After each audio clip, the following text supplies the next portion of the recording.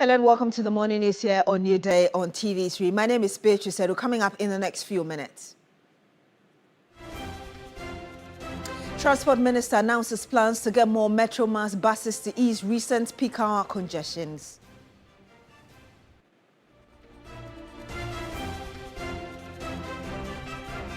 Also on the program, Foreign Affairs Minister Samuel Okudzeto-Ablakwa reveals US assures Ghana it will not hinder extradition of former Finance Minister Ken Ofori-Atta and former Maslock boss Sedina Tamaklo Ationu.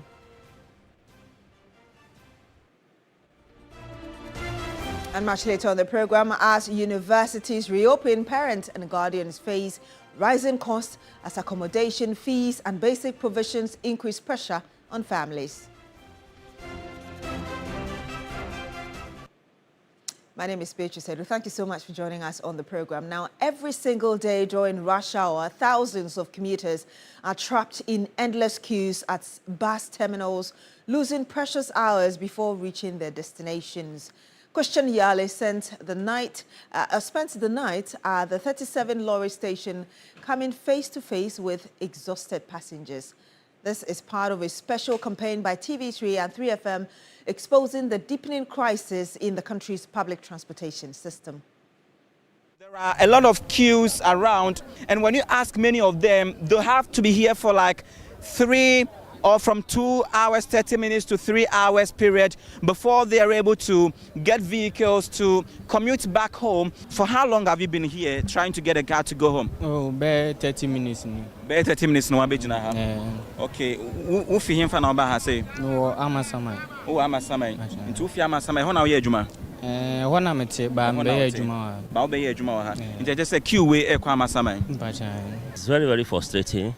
Being after working for a hard day work for the day, come here, start here for about sometimes 1 hour, 2 hours before getting car to go home. It's so frustrating. So we'll be very happy if government can provide more cars for the public. But let me show you something. So usually when the cars arrive like this, a lot of people are in a hurry to get into the bus.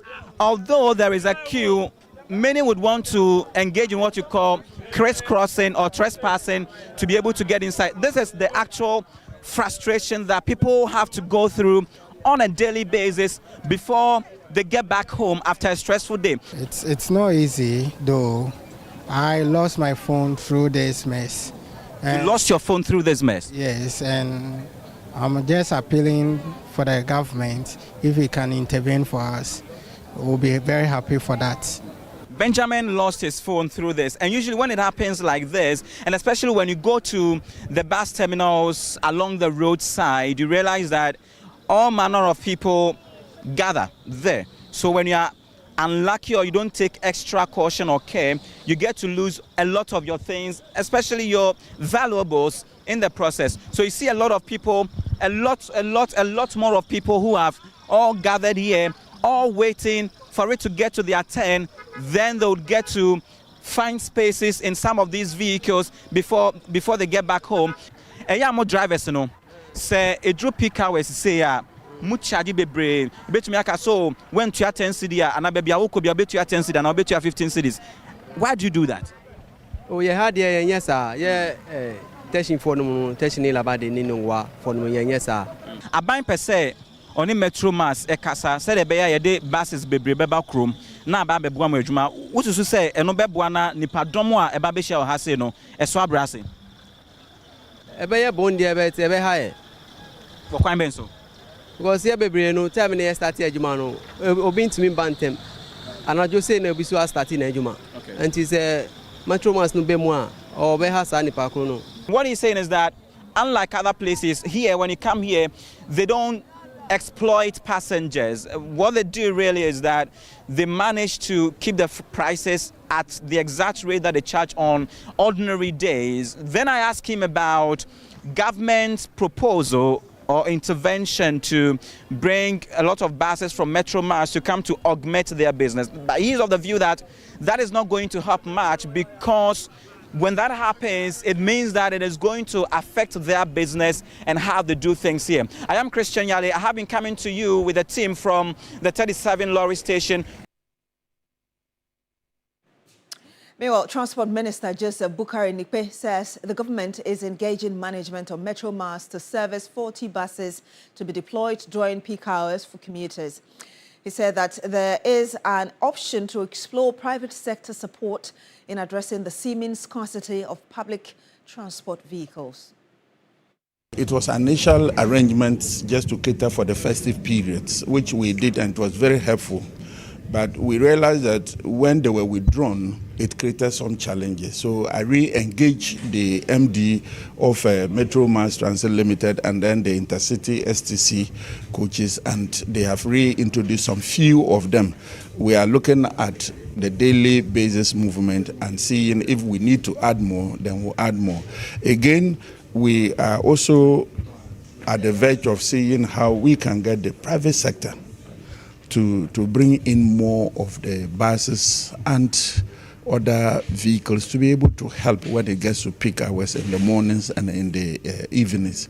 But we have called back.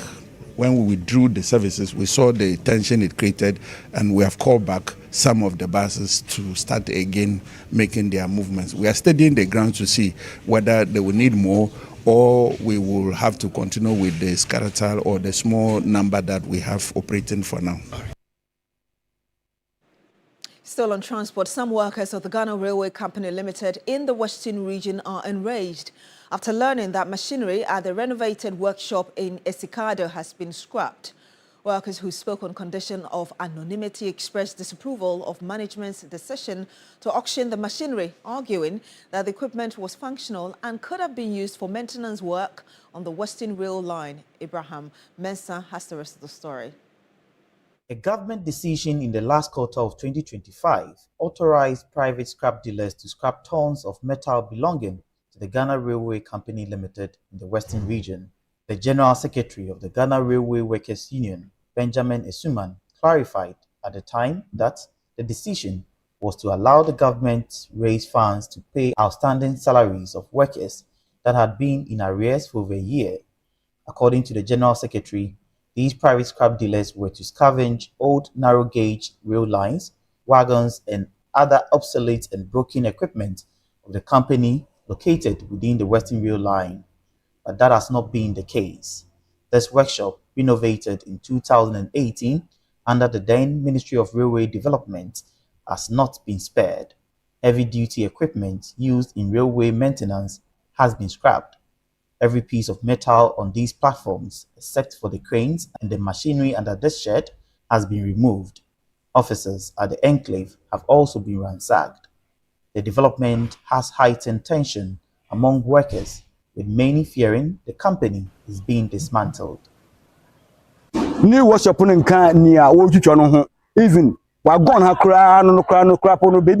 the workshop and even a portion of the wagon section were dismantled. We've heard the structure itself was auctioned for scrap to 2 contractors. Our workshop contained a great deal of machinery, not all of which was obsolete or faulty. They have taken even the functional equipment as scrap. As we speak, neither Kumasi, Accra, Insuta, Takwa location nor Takrade has any useful equipment remaining. Boys no di aso blade eko break pilox no nyama contractor no wie onye adwuma no wie na order hand. Before the contractor could formally hand over the site to the railways company, individuals broke into our offices and stole company property. Recently, we pursued a young man who attempted to loot from the office. His father works here. Due to the rising burglary, the contractor has had to install new locks. They have essentially destroyed everything. Both diesel and new stores and the wagon. According to sources, this structure has also been auctioned and will soon be demolished. As there isn't much clarity in terms of the scope of work for these private scrap dealers, workers fear the superstructure of the renovated workshop and the remaining materials may soon be scrapped. Operations via the Western Rail line are stalled for some time now, with a mounting wage bill yet to be cleared. What seems to alarm these workers is the pending retrenchment of workers on the company's most productive line. Though contractors are working on a new standard gauge line towards Awaso, The workers wish to know where their faith lies in all these developments. Abraham Mensah, TV3 News, Escado. Development owners of vehicles registered before 2023 will be required to pay 25 Ghana cedis to the Driver and Vehicle Licensing Authority (DVLA) to have their records updated onto the authority's digital platform. Director of Driver Training, Testing and Licensing at the DVLA, Prosper Kafui Semevo, says the move is aimed at identifying ownership details and blocking vehicles that evaded custom duties from the system. According to the Driver and Vehicle Licensing Authority (DVLA), the onboarding exercise is intended to verify the ownership of manually registered vehicles and also prevent uncustomed vehicles from remaining on the DVLA database. There are vehicles that were manually registered. We are introducing a system that is digital. It is not possible for us to use paper files on the manual, so we have to scan these files. Vehicle owners are expected to personally visit DVLA offices and other designated centers with their vehicles, registration documents, custom declaration forms, and Ghana card for biometric verification. He urged owners who are yet to be onboarded onto the digital platform to do so, noting that only onboarded vehicles will be eligible to receive a title certificate and an electronic registration card. Vehicles registered between January 2022 and December 2023 will not be onboarded at this stage until owners are officially notified by the DVLA. Last year, the DVLA announced plans to introduce new license plates in 2026, initially scheduled to begin in January. The new plates are expected to incorporate radio frequency identification, RFID technology, to enhance vehicle traceability. As part of the process, different RFID-enabled plates have already been designed, pending parliamentary approval. When a vehicle is registered under the new registration system and you sell the vehicle to another person, that person will be issued with a new number. So your number, like I mentioned earlier, will be reserved in our system for you. However, if after 5 years you have not used the number on another vehicle, then that number will be assigned to another person. Stanley Niblew, TV3 News, Accra. Let's bring you some other news here. And as universities across the country reopen, thousands of fresh first-year students are arriving on campus with big dreams and high expectations. But beyond the excitement lies a major concern for many families: the cost of education. Now, from accommodation to academic user fees and basic provisions, the price of a degree is adding pressure to parents and guardians. For many freshers, the first days on campus are filled with excitement, new friends, new environment, and new responsibilities. But beneath the smile is a reality many families struggle with: the rising cost of university education. Accommodation remains one of the biggest expenses for first-year students. With limited on-campus space, many freshers are forced to rent private hostels, where prices continue to rise each academic year. Considering paying 4,000 cedis for fees, and then you are paying over 7,000, 8,000 for accommodation, I think there should be something done about the hostel on campus. Management of Kwame Nkrumah University of Science and Technology says it is engaging hostel operators to ensure that accommodation costs remain reasonable. We have always been intervening or having a kind of close collaboration with the hostel owners of campus to make sure that the increment will always range between 5 to 10%, and so that it doesn't go up astronomically. And so, depending on your pocket, you are able to get a place to lay your head, and a decent place. For some of the students entering university for the first time, The journey has been both exciting and overwhelming. I would say the feeling is okay, but then there's a bit of stress, like the lectures, like we come from class from 8, then we have till 7 p.m. So like you can imagine. And I wanted to do dentistry, but then things didn't go as planned, and then I got biological science, but and now I can't do it. My expectation for now is to get first class and get a degree, bachelor degree in bioscience, biological science. While the no free stress policy has renewed discussions about reducing the burden on students, many families say the real challenge goes beyond tuition to the hidden and indirect cost of university life. We thank government for this good initiative, but I would also recommend that due to the challenge in even assessing funds during the release of the admission, if government can pay for the fees even before time, because most parents need to rush and then lend money to pay for the fees, which is sometimes stressful. The university says it has made provisions for first-year students who are struggling financially to complete their registration. If anybody has any special need, they will have to make contact with the management of the university and know what to do to support them. As freshers settle into campus life, the question remains whether reforms aimed at easing the financial burden will reflect the true cost of university education. Until then, for many families, the price of chasing a dream remains high. Ibrahim Abubakar, TV3 News, Kumasi. Now, Vice President Professor Nana Jane Opoku-Agyeman considers inclusive governance as key to achieving holistic development.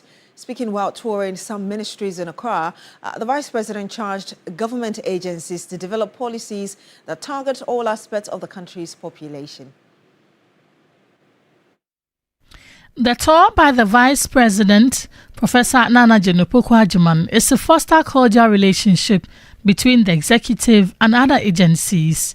She made her first stop at the Ministry of Youth Development and Empowerment, where she urged the Minister, George Opariado, to ensure that policies target all segments of the population. We launched what we call the Youth Explorer app and the dashboard to be able to monitor all the programs across this country that involves young people.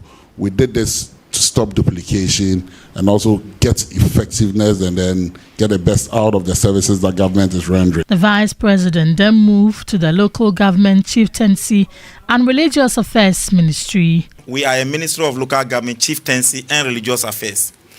In the review of the Local Government Act that we are doing, we are including what we call Social Accountability Practice, that's SAP. And the Social Accountability Committee will come to your ministry, the chiefs will be there, the citizenry will be there. Then we tell you, first quarter we brought you 10 Ghana, second quarter 10 Ghana, fourth quarter 10 Ghana. So all the 40 Ghana cedis that you receive, what did you use? Then you project and tell them, we built this building for this, we did this for this, we did for this. She emphasized the government's commitment to ensuring that interventions positively impact the livelihoods of citizens. We should be interested in ways in which we can grow the national pie. I'm not so much interested in apportioning what we have. I'm interested in ensuring that what we have gets bigger. What I mean is this. Let's say the whole national budget is 100 cedis, and so we're all fighting. And this one should get 10% and that one should get 1% and so on. Assuming the total is 200 and not 100, then even if you got a small percentage, it's still bigger. Okay, so growing the economy should be of paramount importance, and taking good care of the people who grow the economy, and that's where you also come in. That's also as important. This phase of her visit was to ministries headed by first-time ministers. Now, the Minister for Foreign Affairs, Samuel Okudzeto-Ablakwa, has disclosed that the United States government has assured Ghana it will not stand in the way of efforts to extradite former Finance Minister Ken Ofori-Atta and former Maslock Chief Executive Officer Sedina Tamaklo-Ationu. The assurance was conveyed during a high-level engagement between officials from the ministry and a United States delegation led by acting U.S. Ambassador to Ghana, Rolf Olson, as part of a comprehensive review of Ghana's U.S. bilateral relations. Mr. Ablakwa made the disclosure in a Facebook post on Wednesday, January 14, following the meeting held at the Ministry of Foreign Affairs. He said that the United States government indicated that without prejudice to ongoing judicial processes, it would not obstruct Ghana's efforts to secure the removal of Mr. Ofori-Atta and Ms. Tamaklo-Ationu from the U.S. to face legal proceedings in Ghana. Meanwhile, the U.S. House of Representatives has voted to extend by 3 years the African Growth and Opportunity Act, AGWA. Remember that AGWA grants duty-free access to the U.S. market for eligible African countries and products. That's all for the morning news here on New Day on TV3. My name is Beatrice Edu. Thank you very much for joining us this morning. Do continue with us on New Day.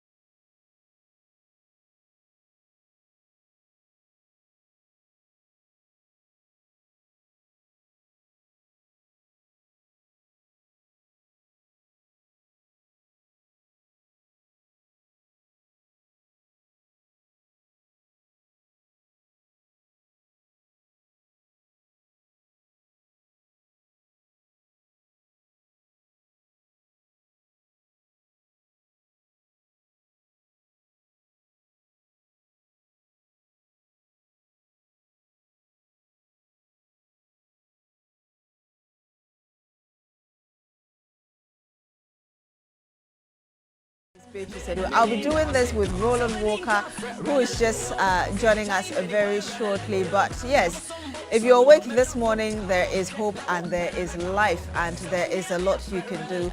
There's a lot we have for you today. Of course, from yesterday, we started bringing you updates on the transport situation in Accra and the fact that a number of people are struggling to get transport early mornings when they have to get to the office, and of course when they are done with work, what is normally called the rush hour, and the unavailability or the scarcity, as it were, of vehicles in a number of bus terminals. We brought you updates even this morning on the news about people really struggling to get vehicles. So that's, you can trust Media General and TV3, 3FM and our affiliates that will bring you the latest on this, try to get answers to this very problem. And so yes, we'll be going to bus terminals in Medina later in the course of the program.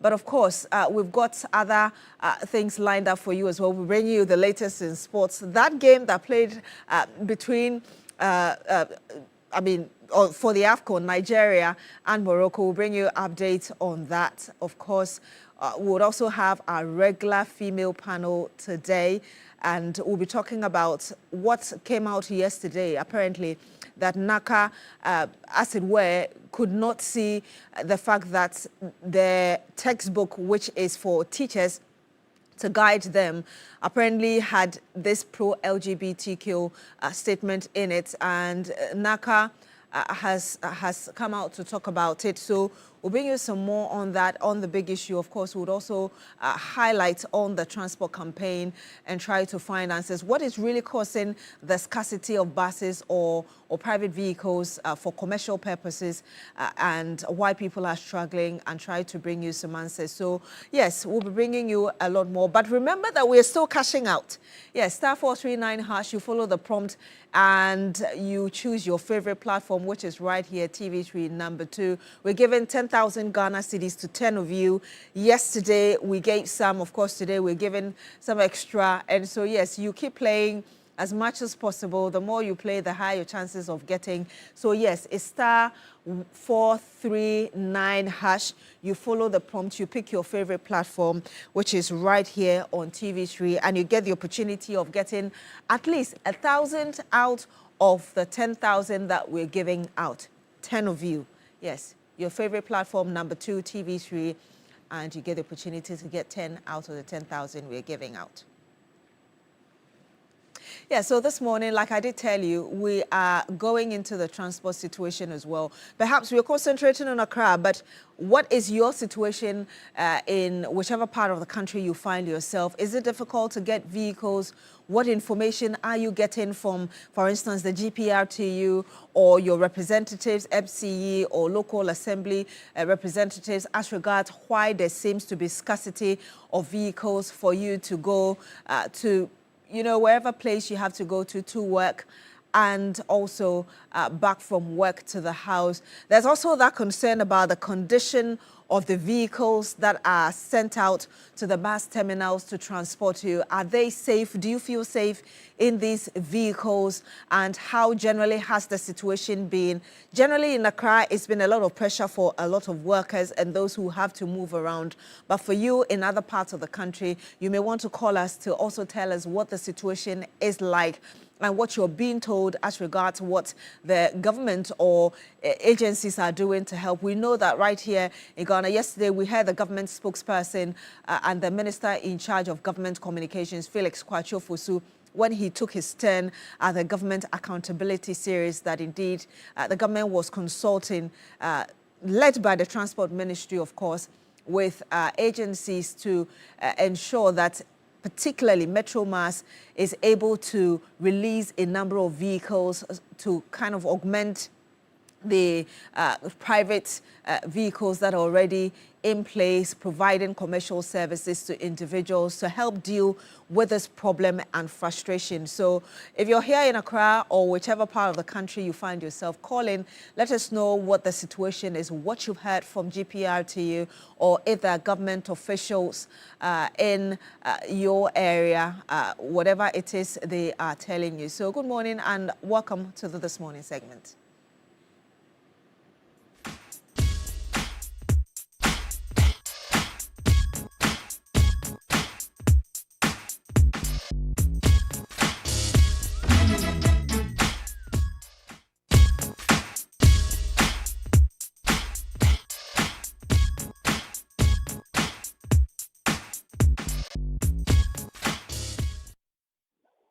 this morning's segment, like I did tell you, we are talking about the transport situation in Ghana and the fact that there seems to be scarcity of vehicles for people. We do have our first caller on the line. Good morning to you. Thank you so much for joining us on this morning's segment on Newday on TV3. Good morning, Auntie D. I'm Joseph from Chifu. Good morning, Mr. Joseph, actually, from Chifu. I hope you're well. Yes, I'm good. Thank you. And you? Very well, thank you. Thank you very much for joining us on the program. Tell us what your situation is. I hope it's not that bad in Chifu. There is a problem with respect to the exorbitant price charge, unapproved. Okay. Looking at Cape Coast to Chifu, it's 29 cities, but the drivers are still charging 33 cities. Last week, for example, there was a shortage of buses or the trotro from Praso to Dunkwa. And so they were charging about 80 cities, which was supposed to be 40 cities. Okay. And watching what happened last night, in fact, I watched Ghana Tonight with respect to the Accra situation. I think that why have we collapsed our train system in Ghana? You know, if the Accra, the Tema, another linking with Sawin, etc., if the trains are working, I think that this is the time for us to revive that sector. The minister was talking about the Metro Mass. They go to our Metro Mass terminals, buses that have been grounded down for years. We individuals and then individuals go for loan and buy this structure. They use it and get profit and buy more. What has been our story with respect to this Metro Mass with the introduction since time immemorial? I think that as a country, we need to help workers. Okay. How many ministries and how many sectors have buses that take even their own staff to workplace in and out? So I think that we shouldn't only be talking, but government must also speed up this Metro Mass introduction. If it is done appropriately, I think it's going to help workers who are also going to toil and work hard for the country. And indeed, we heard Felix tell us that they are working with Metro Mass to work on these vehicles. But I wanted to get clarity from you, though, before you go. You tell us that the drivers are still charging exorbitant prices. Here in Accra, what we are learning is that if they're supposed to move at 5 or 4, they will intentionally wait until the peak hour so they can charge whichever amounts they want to charge. Is that the same situation in Chifu?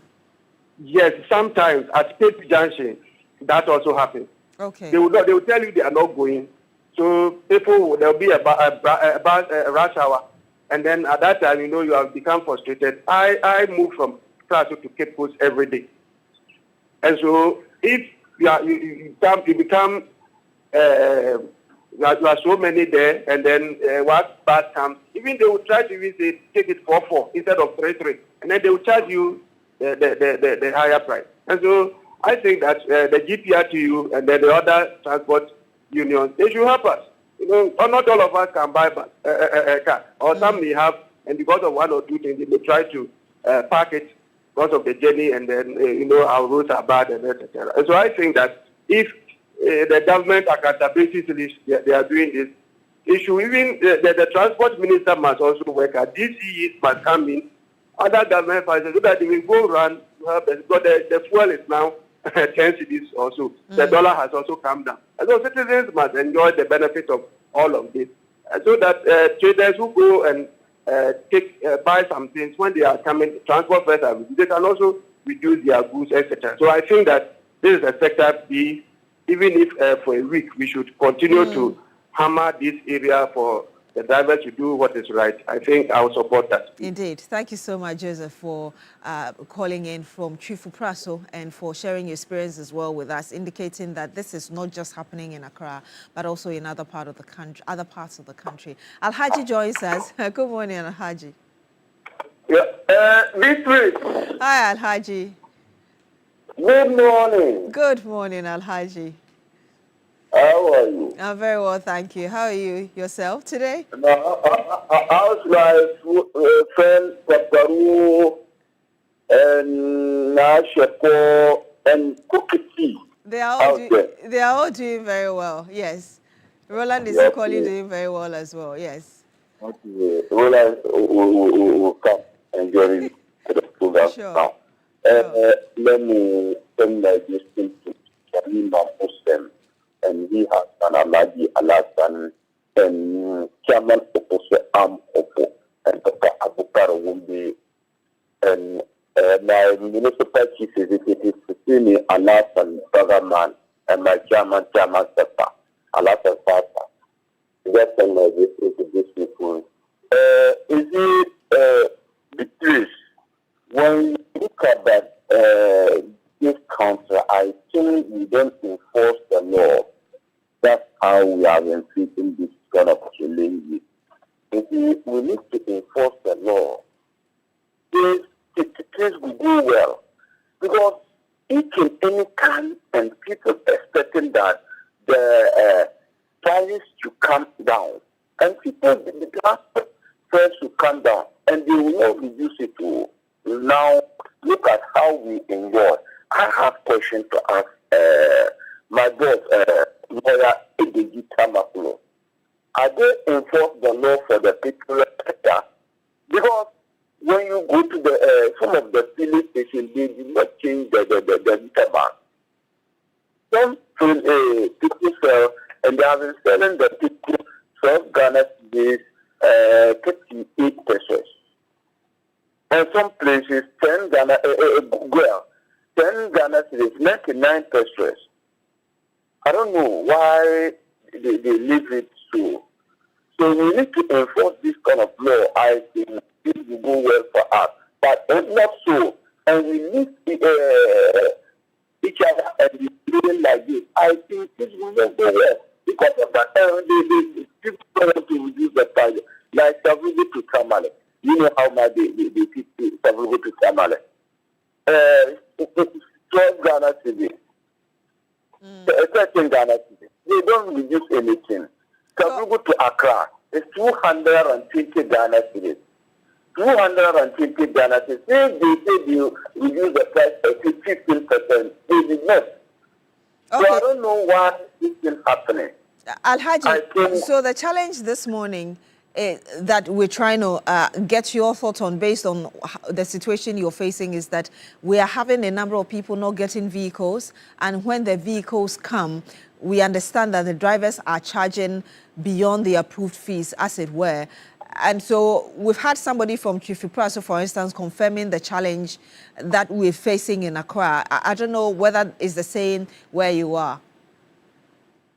No, but it's the same, and we have been facing that challenges. So I think if we can bring some of the different metro masses, I think that can help us. Or if I get you right. Yes. I hope you understand what I'm saying. Yes, we've already heard the government saying that the Transport Ministry is working with Metromas to release some more vehicles onto the streets. But just wanted to find out whether it's the same challenge you have where you are, scarcity of transport. The same challenge as we have. Okay. And so we need to look at this, and it will change. Okay. If your price is high and we leave your price and go to join the metro mass, I think you will come and reduce your own. Thank you. May God bless our homeland. Thank you. Alhaji's line is not so clear this morning, but thank you very much, Alhaji, for calling in and for sharing that with us as well. Fred joins us live from Osu in Accra. Good morning to you, sir. Thank you so much for joining us on the program. Thank you very much, Beatrice. Good morning to everyone. Good morning. Thank you for this opportunity. Anytime we talk about the transport sector, I am so interested and I want to contribute. You see, the problem we are having in the transport sector is very huge. This scarcity of transport that we are facing now is as a result of a whole lot of things. We need to consider one, the traffic light issues that we have in the country. So then other agencies need to come in, like the urban roads need to come in, fix all the traffic lights, because we have the MCTD on our roads and they are doing the controlling of the traffic. But then they sometimes cause more harm to the issue than good, because they use their own discretion to control the traffic. And most of the buses have travel time. Most of the buses have travel time, like the normal Trotsky. Yes, from Osu to Medina, they have a time that they spend on the road. But because we don't have a good traffic system, or we don't have, we have issues with our traffic lights, they tend to delay on the road. And you see people stuck at the bus terminus looking for bus, and they're not getting the bus just because of these traffic light issues. And it's not only the traffic lights, it's also as a result of indiscipline that is on the side of the driver. So we have the MPTD who needs to be up and doing. We also have the urban roads who needs to come in to help the transport minister, because the transport minister, Honorable Bukari Nikbe, is doing so well. He's doing so well. So they need to come on board to help him to accomplish the good work that he's doing. So we need to look at all those things. The indiscipline on our roads is very bad, Beatrice. Thank you. And it's causing delay in the traffic, in the travel time for some of the vehicles. And for that reason, people are stuck at the bus terminal. Yes. Thank you. Thank you so much for calling in from Osu right here in Accra. Hi, Roland. Yeah, hi. I hope you're well this morning. I'm well. How are you too? Yeah, very well. I'm told that you told people that I'm not well. Oh, I didn't. Because people are giving messages that I'm not well. But I'm well. I didn't say that. I just said that. Probably I'll be sick from next week, something like that. How are you? Are you predicting sickness for yourself? No, malaria is not sickness. It's normal. I'm very well, thank you. I'm well. The transport situation is quite a difficult thing. Yes. I don't know whether it's artificially created.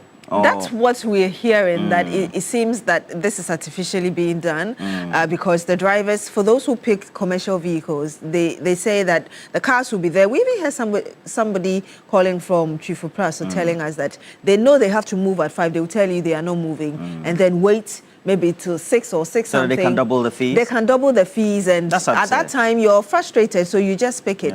But, I mean, the man who just called us from Osu is also bringing another aspect of it, which is the indiscipline on our roads, the traffic lights not working. That cannot be. It looks like really a multifaceted... You know, it's quite surprising. You have the Ghana Private Road Transport, union as well, and then also Protoa and the rest of those amalgamated groups. And sometimes, if they are incrementing fees, they love it. Oh, of course. But if we have stability in the Ghana cedi against the dollar, yeah, I mean, is it not interesting that when... Now they are citing some other things, they like said, lubricants and things exactly. Meanwhile, when you increase the price of fuel... If fuel is expensive, they'll say fuel. Yes, they'll say fuel. But when increasing. it comes down, it's consistently gone down. They don't want to reduce it. They claim parts of vehicles are still expensive. But I think we have a caller from Kumasi in the Shanti region. Good morning. Thank you so much for joining us. Please tell us your name. Which part of Kumasi are you calling us from? I'm good, Benika. I'm calling from Askorima from Boba and Kumasi. Okay. This is my regards to Roland and all your crew. Who's the master planner? No, it's a master planner. So not getting you today. I'm able to get to this too. Forgive me for interrupting. Hello? Hello? Please, what's your name? I'm Jude Benika. Jude. Okay. For Masokore Mampori, you said? Yeah. Okay. This problem has been a long time for Kumasi here. It has been there since long. And you know, the other aspect of it, when you are applying a route from, let's say, Kwekejetia to Afrancho, Kronum, you get to Buong, do you know what they do up to Fenso? What they will do is that they will just wait when it is rush hour, then the buses will come, but people are already crowded. Then they will tell you that they are going to Kronum, so they will take 5 cities. When you get to Kronum, the same bus will just drop you, and then it's loading again. You have to go and take it. Then they tell you another 5 cities that they are going to Afrancho. From Afrancho, they will drop you there and load again. The same bus will be loading again. Then you take there, Before you get to Offenso or you get to Guo, you already paid 30 cities. And this problem has been there since in Kumasi here. I remember one time, one journalist from Ishra FM, Nana Jantua, talks about it, and then told the regional ministers and then the MCE to intervene, the Metropolitan Chief Executive to intervene. Up to now, it is still in Kumasi when it is rush hour. Come and see how people are suffering. From Kejetia to Bohu or Kronum, before you get home is plus 10, getting to 11 o'clock. So this problem, I will beg on the government to intervene. Other than that, the truck drivers are killing people. They are taking charging a fees which is not approved. They will not abide by what the regulation fees. They'll take their own fees. Why you say you not bother it? They will wait until when it is rush hour, they know people are going home. There are long queues. Then they will start taking special fees. Why they will not even take it? They say that I'm going from here to here. When you bother, when they get there, they said they'll load again. Go to another place and load again. So that's how it is, Beatrice. Wow. Thank you so much, Jude, calling us from Asokore-Mampo in the Ashanti region. We do have another caller on the line. Sani, good morning to you, Sani. Thank you so much for joining us. Good morning. How are you, madam? Very well, thank you. How are you? Oh, I'm also fine. I'm calling from Wali Wali. And then first of all, I want to greet all my people in Wali Wali. And then the Education Minister, Honorable Haruna Idrisu, but he's doing a good job. And then he should prepare himself for, bigger rules awaiting him in the future. Having said that, I think that Wali Wali, we rather have, the buses are there, the cars are there, but the people, the passengers are not there to, as it were, use them. So that is the reverse of what is happening in Accra. Why are the passengers not there? And the reason being that almost everybody has run into the transport business in Wali Wali. So because of that, we have so many of them, the cars, but the people are not there. So they always come and park. At the end of the day, they don't even get passengers to go wherever they want to go. But one thing that is worrying us too is the fares. After the fares, they are too exorbitant. Can you imagine from Wali Wali to Tamale, which is just an hour drive, they are charging 55 Ghana cedis to that area. And it is too much. Wali Wali to Bolga too, it's not even up to, 40 minutes, drive. And they are taking 30 Ghana cedis. Wali Wali to Nairobi, 30 Ghana cedis. So that is where we have problems. And then you see that fuel prices have come down. Always, the drivers are talking about spare parts and all that. Yes, that they have not reduced spare parts, prices. But if you look at the quantum of the reduction in the fuel, yes, I think that they can compensate it from there. So they should always try and make sure that they reduce their fares. And another thing that I want to appeal to His Excellency, the President, in fact, he has to look at the Wali Wali Tamale highway and then the Wali Wali Bolga road. In fact, that road is in a deplorable state. There are manholes, potholes, wherever, everywhere in the road. So because of that, and a 1 hour journey is taking the drivers about 2 hours. So I believe that is the reason why they are also charging the fares like that. So I want to appeal to President Mahama. In fact, he is doing well, but our area will have problem with the road. And then his tenure will be meaningless if he's not able to tackle the road situation in our area. And the previous government, they awarded the road to contractors, and they even gave money to the contractor.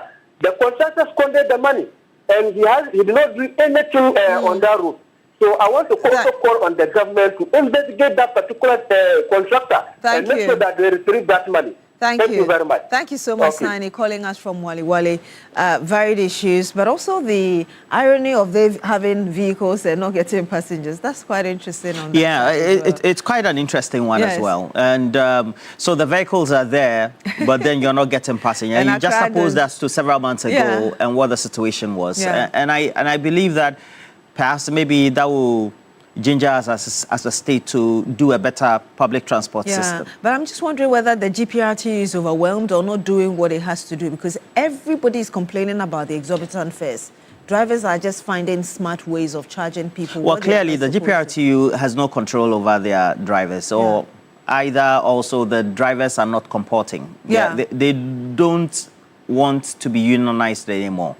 And perhaps that also means that they need to do better to bring them under a certain controlled regime, so to speak. So we have a couple of messages. This one is coming from Master Planner Junior. Says that President Mahama, please kindly reset the transport system in Ghana. It seems the resetting has not gotten there yet. And says, anyway, Dr. Mahmoud Baumia is number 3 on the ballot paper, 16 days more to go. Master Planner Junior, King Tampo. And then also, I have this one from Anna. So Anna, at the letter of Ejumako Guest DA Basic School at Ejumako in the Central Region, a member of the Ghana National Association of Teachers, says that the transport problem was experienced when she came to participate in the NAT conference right here in Accra. And going back, she experienced same and wants that to be improved. Julia Hutchinson of the Social Security and National Insurance Trust, you celebrate your birthday today. Happy birthday to you. And the Bolton Benjamin says it's sad to see these transportation challenges across the country, and I think it will be a wake-up call for our state transport agencies like Metro Mass SCC to advance their capacity.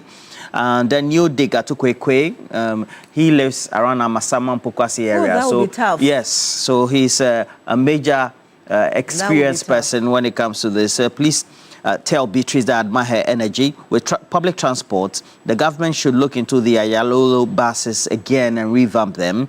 They overload passengers too much and bring more into the system and manage them well. We're tired of the indiscipline of the trotro drivers. New Dignia to Kwekwe. More messages coming. Sherry Giovanni. All right, so we're already live from the 37 Medina. Okay, Medina Lorry Station, and Christian Yale is there. So these are the scenes we're having. Early morning commuters or passengers in queues waiting to have their turns to take public transport. And Sherry Giovanni says it's as if all the trotro drivers have had a national meeting on this development and strategy. Sherry Giovanni has pinpointed the issue. You will see passengers waiting for vehicles, and you will see commercial vehicles moving about without passengers. In the evening, someone will come to you, the passenger, that he's going to plead with the drivers on your behalf, but the driver wants to charge a particular fare to be able to ferry you or carry you to your destination. Government must do something and do something good. It says good morning to Daniel in Chupo. We have to go to Christian Yale now.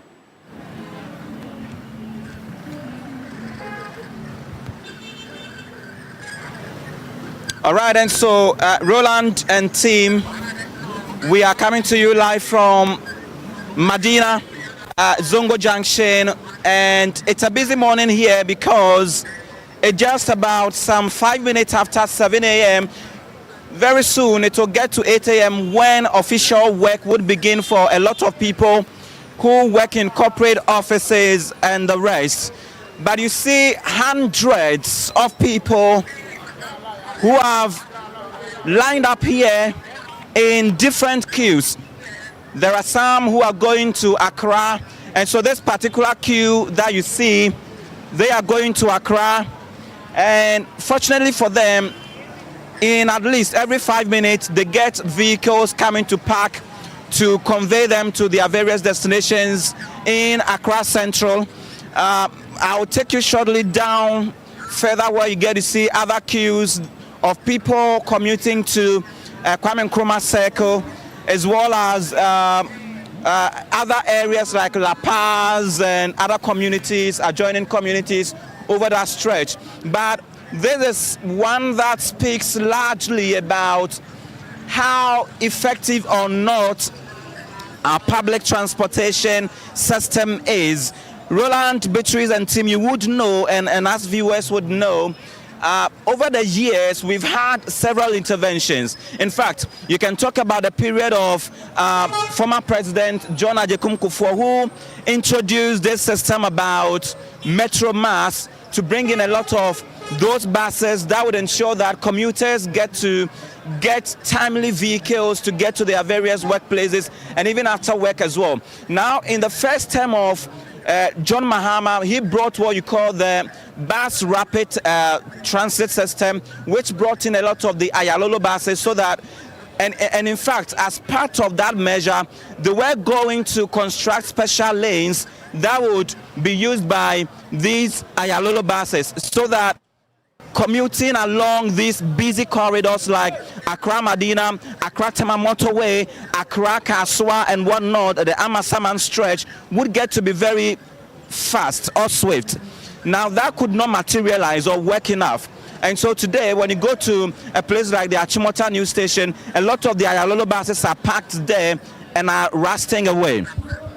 Now, in the course of the last administration, through the vice president and the digitalization agenda, there were a lot of or some electric vehicles or buses that were even procured or brought into the country. In fact, as part of that, Roland, you would recall that they even introduced this form of access. And so the digitized access into the buses, such that once you have a card, you can easily slot it in or enter some codes and you get into these buses. But all of those over the years have not given what we need. And this is the effect. This place, Medina Zongo Junction, almost every morning, right from 6:30 a.m., you get a lot of people who come to mass up here in queues, waste precious hours before they get vehicles to get to their various destinations. And when this happens like this, you realize that it brings about serious heavy or vehicular traffic along the Legon Shiashi stretch, and it's very serious. Even on our way here, we realized that traffic was already building up along that stretch. But let me take you down so that we get to see how things look like here, about the number of people who are still lined up here. And when you look at this side, for instance, Roland, you see that there are a lot of people, a lot of workers, those who work in corporate offices, those who do other businesses and need to get to their offices in time, who are all lined up here.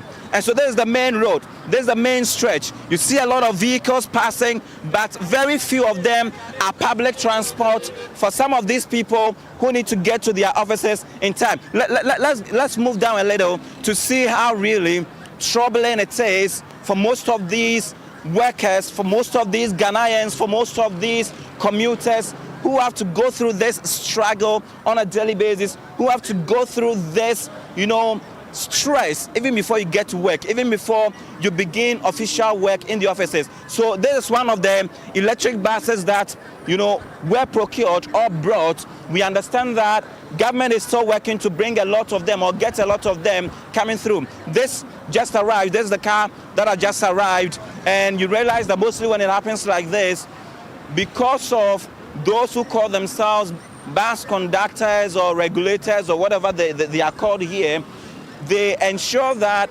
very few get into them, especially when they do not get to operate with them or they do not have that kind of accord with them. I will speak to some of those ones very shortly. But let me try to see if I can get, and these are school children or students who should have been on their way to school right now.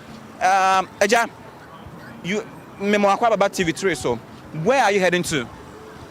Accra. Accra, for how long have you been here? 1.5 hours. 1.5 hour. 1.5 hour you've been standing here to get a car? Yeah. How troubled are you right now? Because you are going to work and you waste precious hours here before you get to work.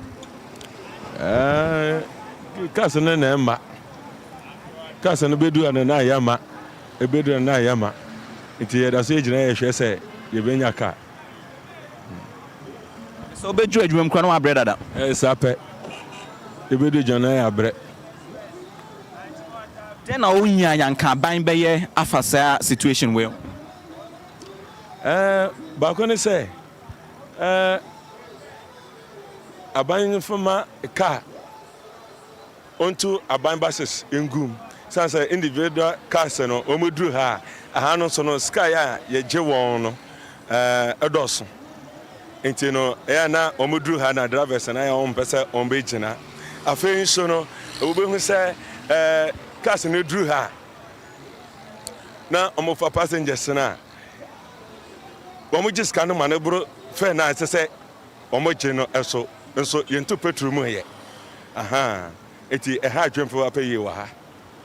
In fact, Roland, that is a very concerning matter, talking about how some of these drivers get to exploit the passengers. But one thing that he wants government to do possibly is to bring a lot of the buses, which is something that the transport minister has indicated that they are so in talks with management of Metro Mass to ensure that a lot of their buses are brought in town. But this is the situation. So now everyone tries to find a space inside this vehicle, and very few get that opportunity.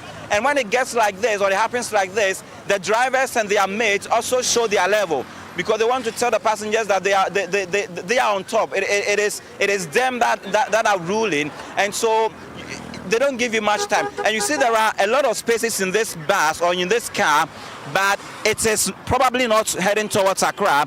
And so you realize that a lot of those who are going to Accra, who are here, wouldn't get a chance. And so people have to run in this fashion so that they are able to secure a spot, or they're able to secure a space in the buses. That is the real story. That is the real situation. That is what we are talking about. How troubling our public transport system has been over the period, has been over the years, and how successive governments have not been able to deal with this situation. See, there are students here who are so worried, who look so frustrated.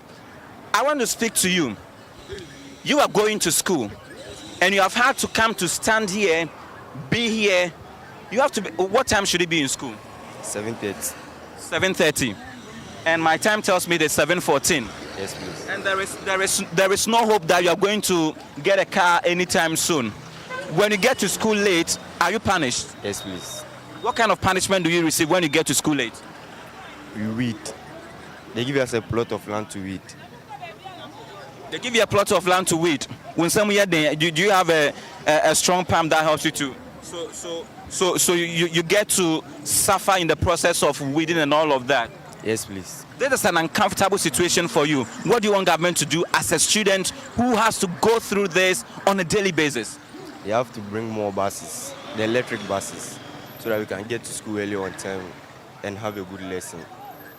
They need to bring more buses so that we can get to school early on time. Roland, let me still take you through a lot of this. Yenyaka, I hear this madam tell me that Yenyaka, let me hear her vent her spleen and her frustration.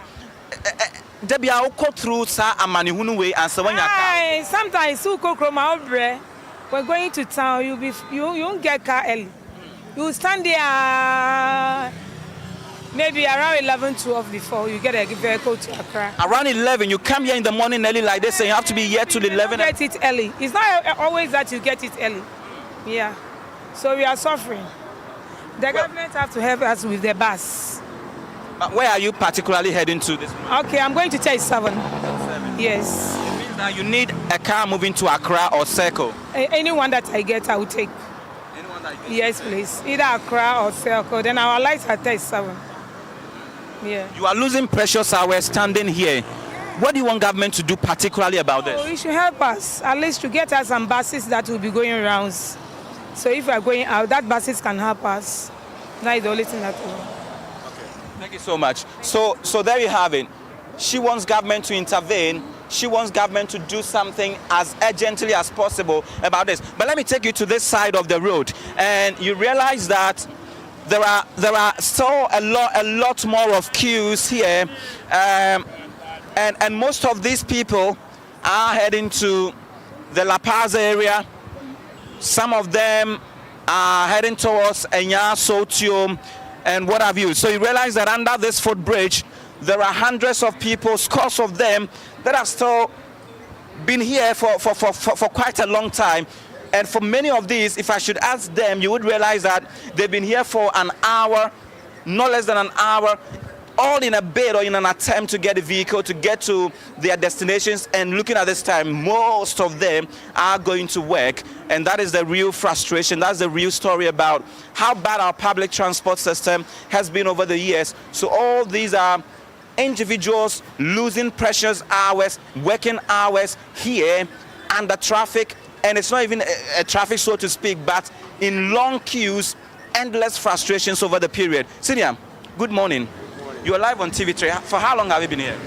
Well, I've been here for about 20 minutes now. For about 20 minutes now. What are you for? I'm going to Cantonment.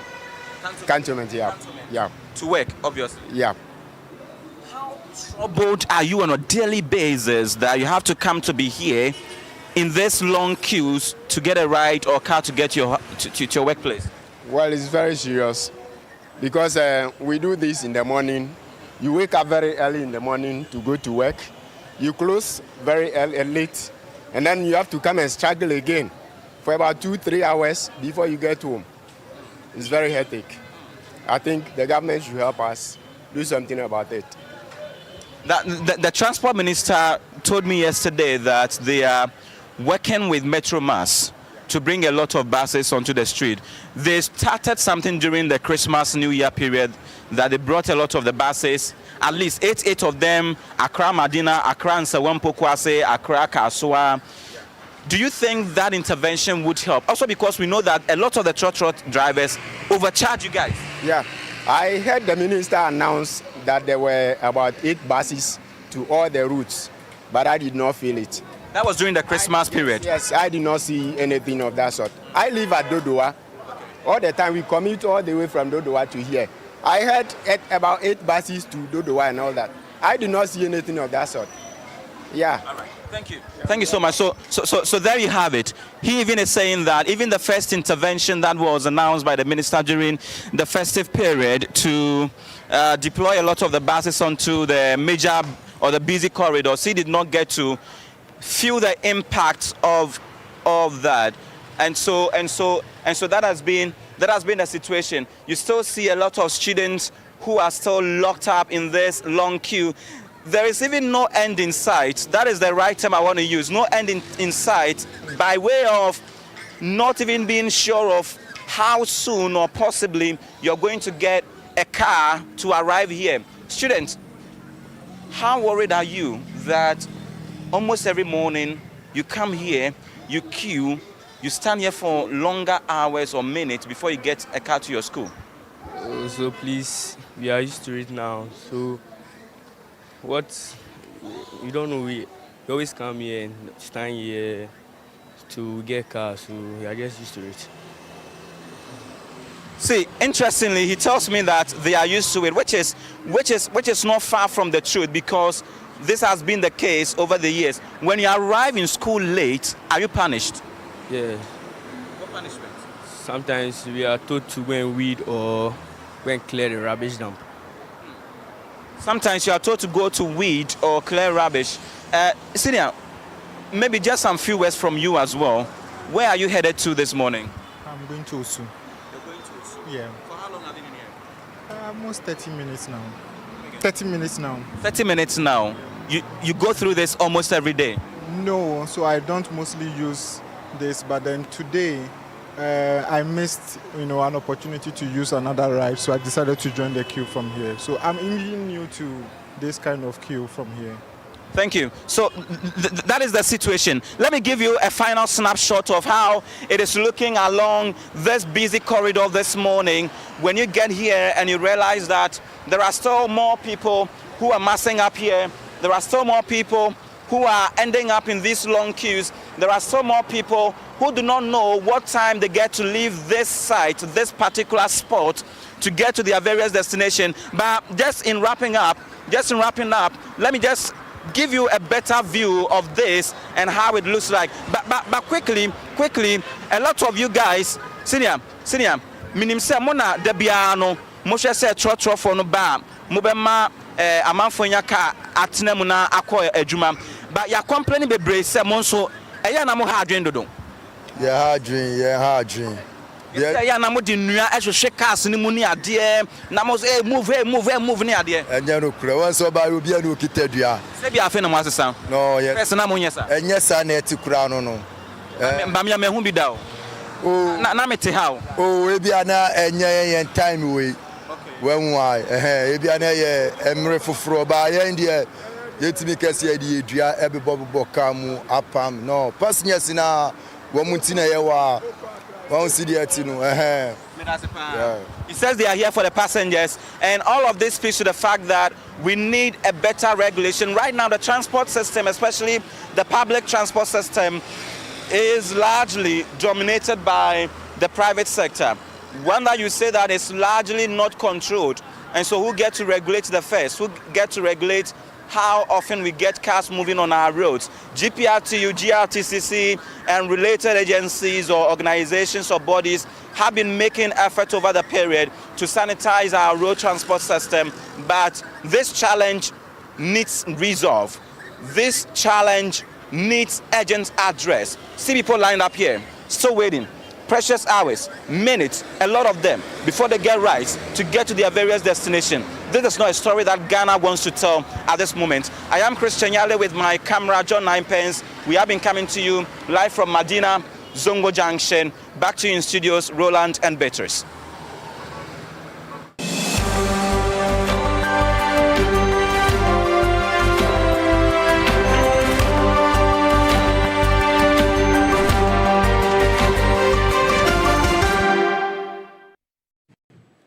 Christian Yale, fantastic job there, of course, with Ninepence. Thank you very much for bringing us all those details. And really, the real challenge people are facing trying to get vehicles either to school or to work or to wherever place they need to go to for their engagement during the day. And of course, you can trust us that we'll bring you some more until we are able to see at least a plan towards dealing with the problem and the solution that all of us are looking for. But a number of you have sent us your messages as well. Aziz Donlawa says GPRTU is a toothless organization. Hence, the officials pretend not to see the reduction at the pump. We demand reduction at the Transport Department of Ghana. Kindly send my regards to Honorable Rashid Tanko. Aziz Donla, thank you for your message. Also from Mr. Stephen Penwa as well. He says, good morning, Beatrice and Papa Ro. The 8 years of neglect of public transport system by the previous government has compounded the problem in major cities. Inshallah, JDM will surely reset the system, and by close of this year, the problem will be resolved with the advanced arrangement in place to procure buses from Egypt.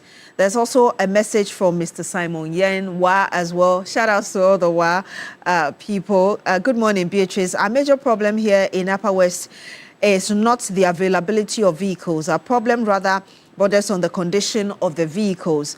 The bigger vehicles are okay, rather the minibuses are so wretched and pose a serious danger to passengers. The MTTD should be proactive, especially on the roadworthiness of vehicles. And that's coming from Simon Yang in Wa. Let me read this last message coming from Ben. I said, I wish the transportation wahala in the okay.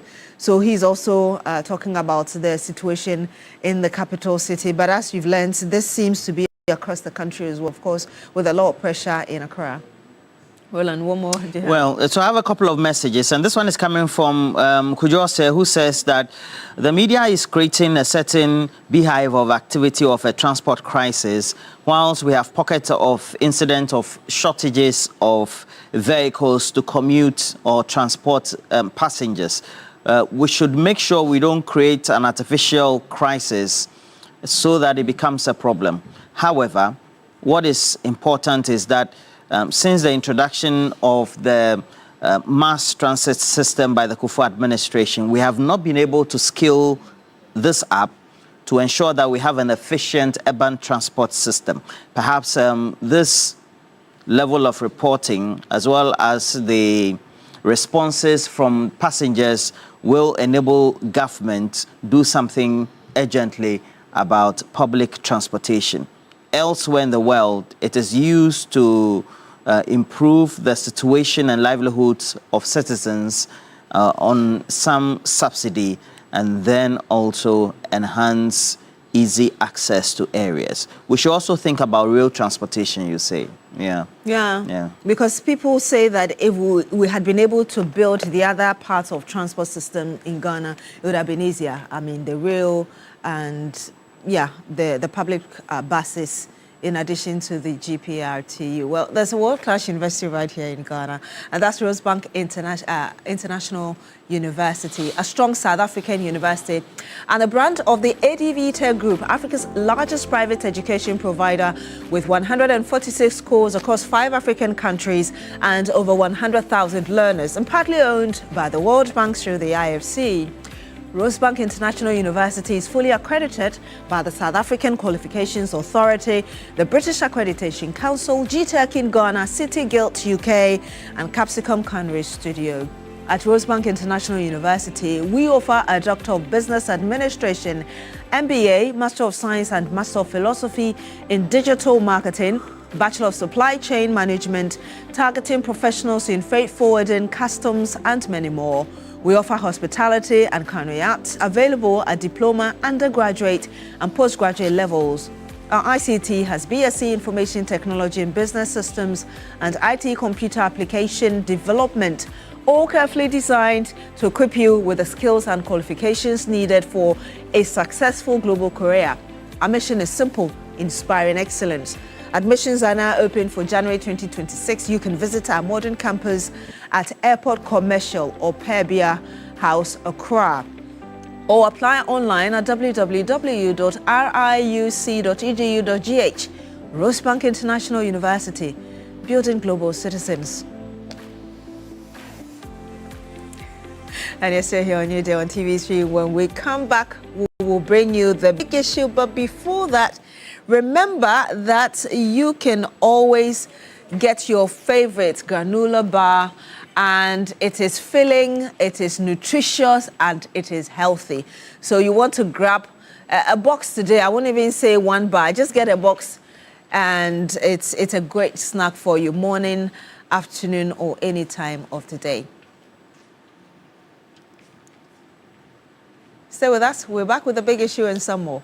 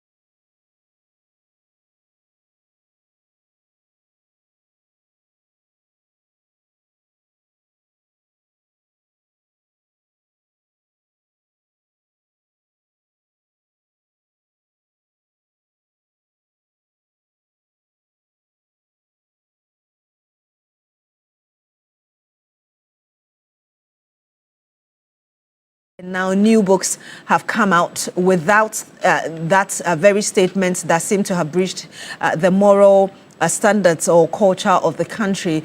A number of experts are still criticizing NACA for even allowing that to happen before that correction. But beyond that conversation, we also want to look into what kind of education do we need to give our children just so that whatever it is they're learning reflects the moral and other values of the country, of course, towards development as well. So my name is Beatrice Edu. Thank you very much for joining us. Of course, we have our regular panel here. I do have on the panel with me Hajia Gloria Menu, National Women's Organizer, United Party. Good morning. Thank you once again for joining us. Good morning. Looking beautiful this morning. Thank you so much. You're welcome. Of course, I also do have with us Madam Rodelyn Imorayana, Public Interest Advocate. Ma'am, it's always great to have you here. Good morning. It's always good to be here. Good morning. You're welcome. And of course, Madam Shamima Muslim as well, Deputy Government Spokesperson. It's great to have you. Happy New Year. Happy New Year, indeed. And Happy New Year to my sister. My first time of seeing her. Okay, this year. Okay. Yeah, the last time I saw her was last year. You know, that's nice. Both my two sisters and yourself. So Happy New Year to you too and to the people of Ghana. In fact, this is my first appearance on television or this year. So wow, we're already 15 days. Indeed, yes. I took some time off. Okay. So I'm actually returning to work today. That's wonderful. It's a double banger. That's great. You're welcome once again. Thank you. Happy New Year. Happy New Year to you. Yes, so perhaps I should start with you, Madam Ayana. And like I said, since morning, we've really heard a lot of, okay, I would perhaps start with you. Since it's your first day at work in 2025, Madam Shamima Muslim, I mean, since morning, we've been talking about the challenge of our transport system. In fact, we started last night where a number of people are struggling to get buses because apparently members of the GPRTU are deciding to move at a particular time so they can charge the amounts that they want to charge. This morning as well, we've heard the frustrations of both workers and students. What do you know about this? Well, good morning. And as I indicated earlier, just to take a few minutes, because this is really my first engagement with the public this year, to communicate a number of things on behalf of His Excellency President John Dramani Mahama, the Vice President, Professor Jane Nano Pokuajiman, and of course the First Lady, Madam Lordina Mahama, and to say Happy New Year to you, my dear bosses, as well as my immediate boss, the Honorable Felix Kwachi Ofosu, who I'll be seeing immediately after here. But just again on behalf of President John Dramani Mahama, say thank you to the people of Ghana for keeping faith with him.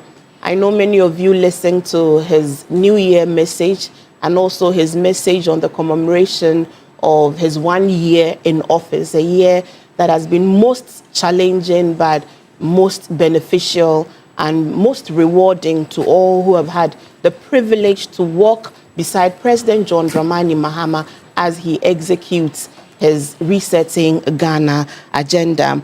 As I monitored the media recently, I came across some commentary questioning what perhaps is the different thing this government has done to achieve the results that we are all very happy about. Not out of the woods yet, nobody has said that, but significant progress all within a year's work.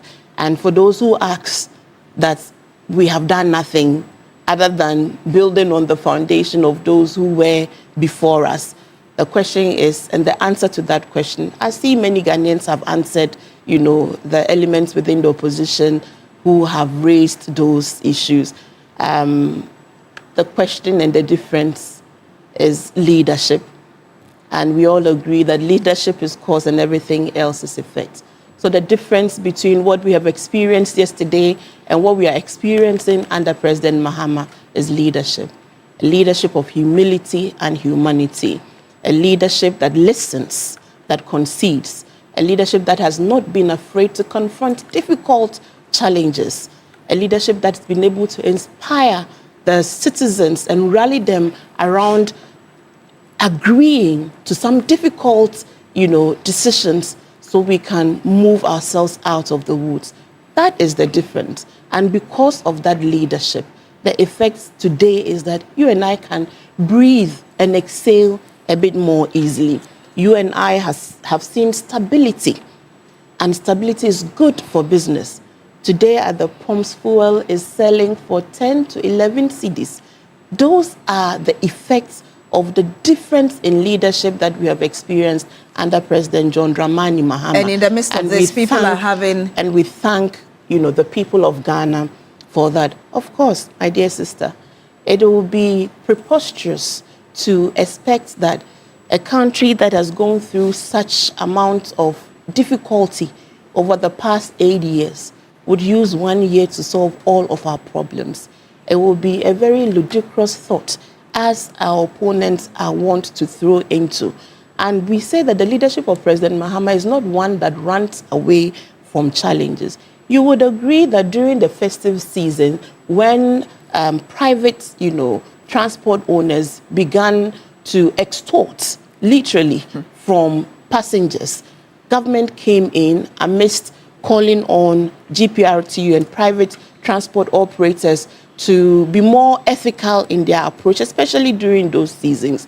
They also came and ensured that STC released a number of buses to ease the hardships of Ghanaians. At the heart of this government is always being proactive and responsive, but also being long-term in vision. So if you ask me, for us, this conversation goes beyond the visuals you have showed us this morning from areas that have, for historical purposes, experienced those challenges. So that was Medina, the bigger problem. But we had people calling from other parts of the country. I'm saying that this is not new. The media has a way of amplifying existing situations.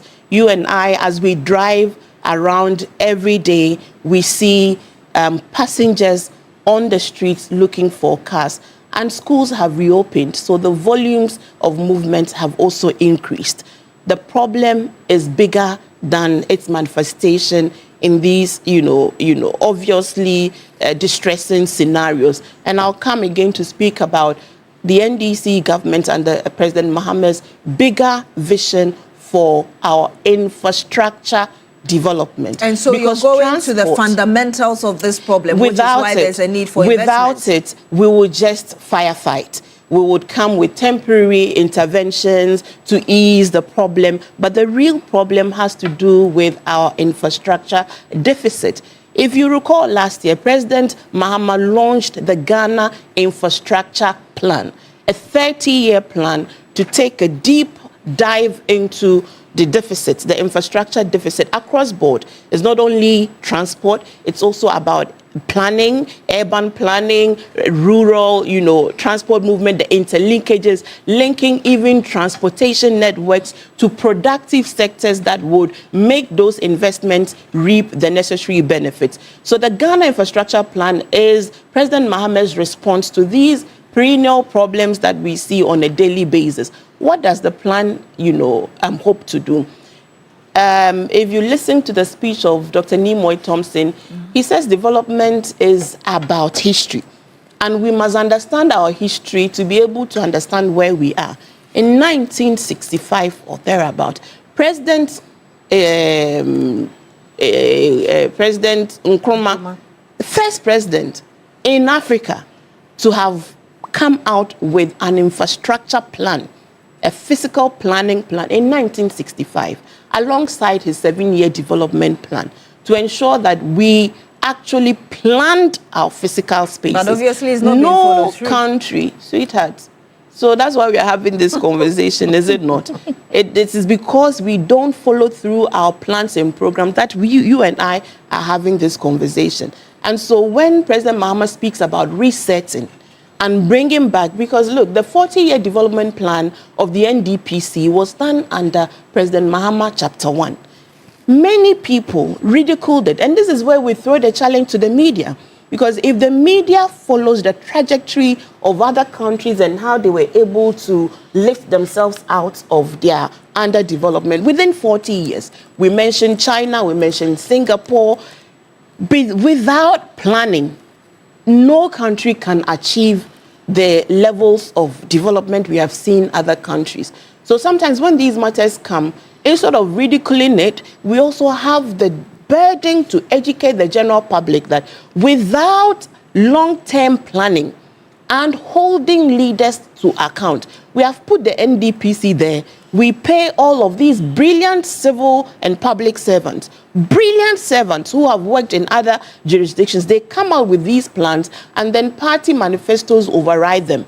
And so President Mahama has committed to operationalizing this latest Ghana infrastructure plan. So let me come in here. You talk and about... he's even started, yes. He's even started. There was a reason I said that the Nkrumah plan was not followed through, because there could be... Because there was a coup. Yes, and of course, over the years, there have been plans that, you know, we've had, even the Constitution Review Committee's work. It wasn't the first time that we're seeing such work being done. So we have plans and we don't follow through. The reason I said that was because we may have a big infrastructure plan, like the president launched. Where is the starting point? Because they say the journey of 1,000 miles starts with a step. So where is the starting point that will lead to that long-term fulfillment of an entire infrastructure change in the transport system? Commitments to budget allocation. The $10 billion Big Push project is one of the levers of the infrastructure plan. That if we invest in our road infrastructure, if we invest in light railways so we can diversify transportation routes, if we invest even in aviation, and that's why there has been a special committee set up to look into the prospects of bringing back a national airline. But the road infrastructure is one of the key reasons, and public participation effectively in public transport, because we refer to it as public transport. In many areas and other countries that have effective transportation system, there's a heavy hand of government.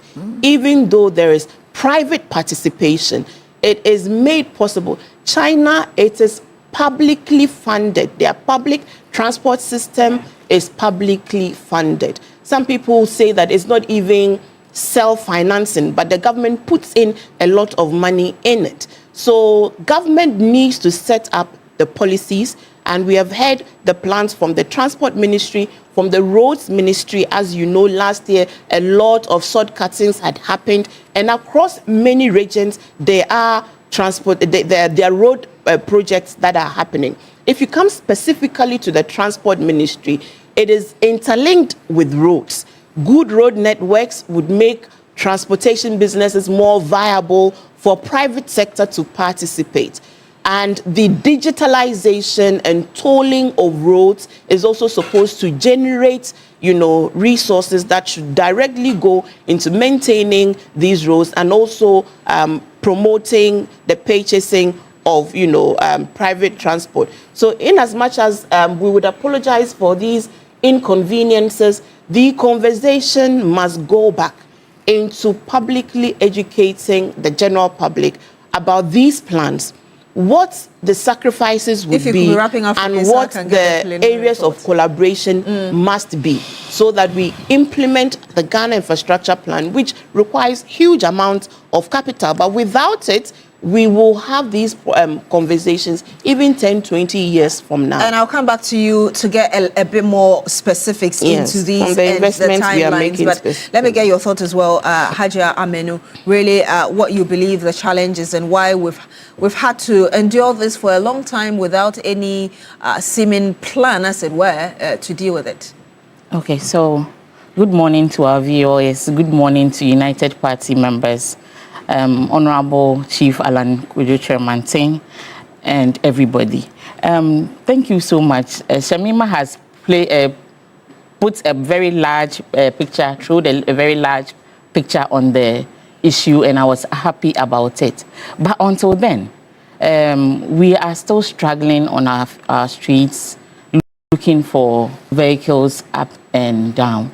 So if you see, the whole picture is focused on our streets, the roads, the private sector as well, because even the vehicles we have on our streets are so bad that our policemen sometimes even look just unconcerned. Some vehicles really are not supposed to even be on our roads. So this issue is something that we should look at now. The 30 years plan, waiting for finance and everything will at least take some time. Let's focus on the things that we have now, looking up to the GPRTU being responsible, checking these vehicles that are on our roads, checking their members, so that they will not even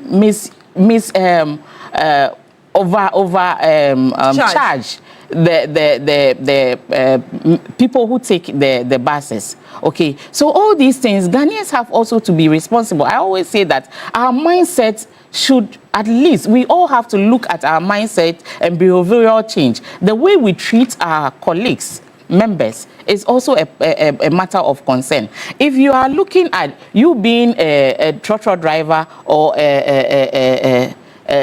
somebody in the GPRTU who wants to use your platform to cheat somebody. We were watching this morning when I realized that some guy was saying there was even pickpocketing in the station. Somebody said he lost his phone. Meanwhile, even when you get to Kaneshi Market, the lorry station, there is a police station right there. But all these things are surrounded in such a way that we are all not comfortable in our... You wake up at dawn as early as 3 a.m. and there are huge queues. Some drivers decide just 3 a.m. 3 a.m. Where? Kaneshi Market, Takoradi, especially when the schools are reopened. When I was taking my daughter to school last week, from Monday, there was huge queues at the VIP bus lorry station. So immediately we know that schools are being reopened, people are starting work, especially from the long break of New Year. People were rushing to their various workplaces, schools were reopened and all that. And the stress on transportation was so huge.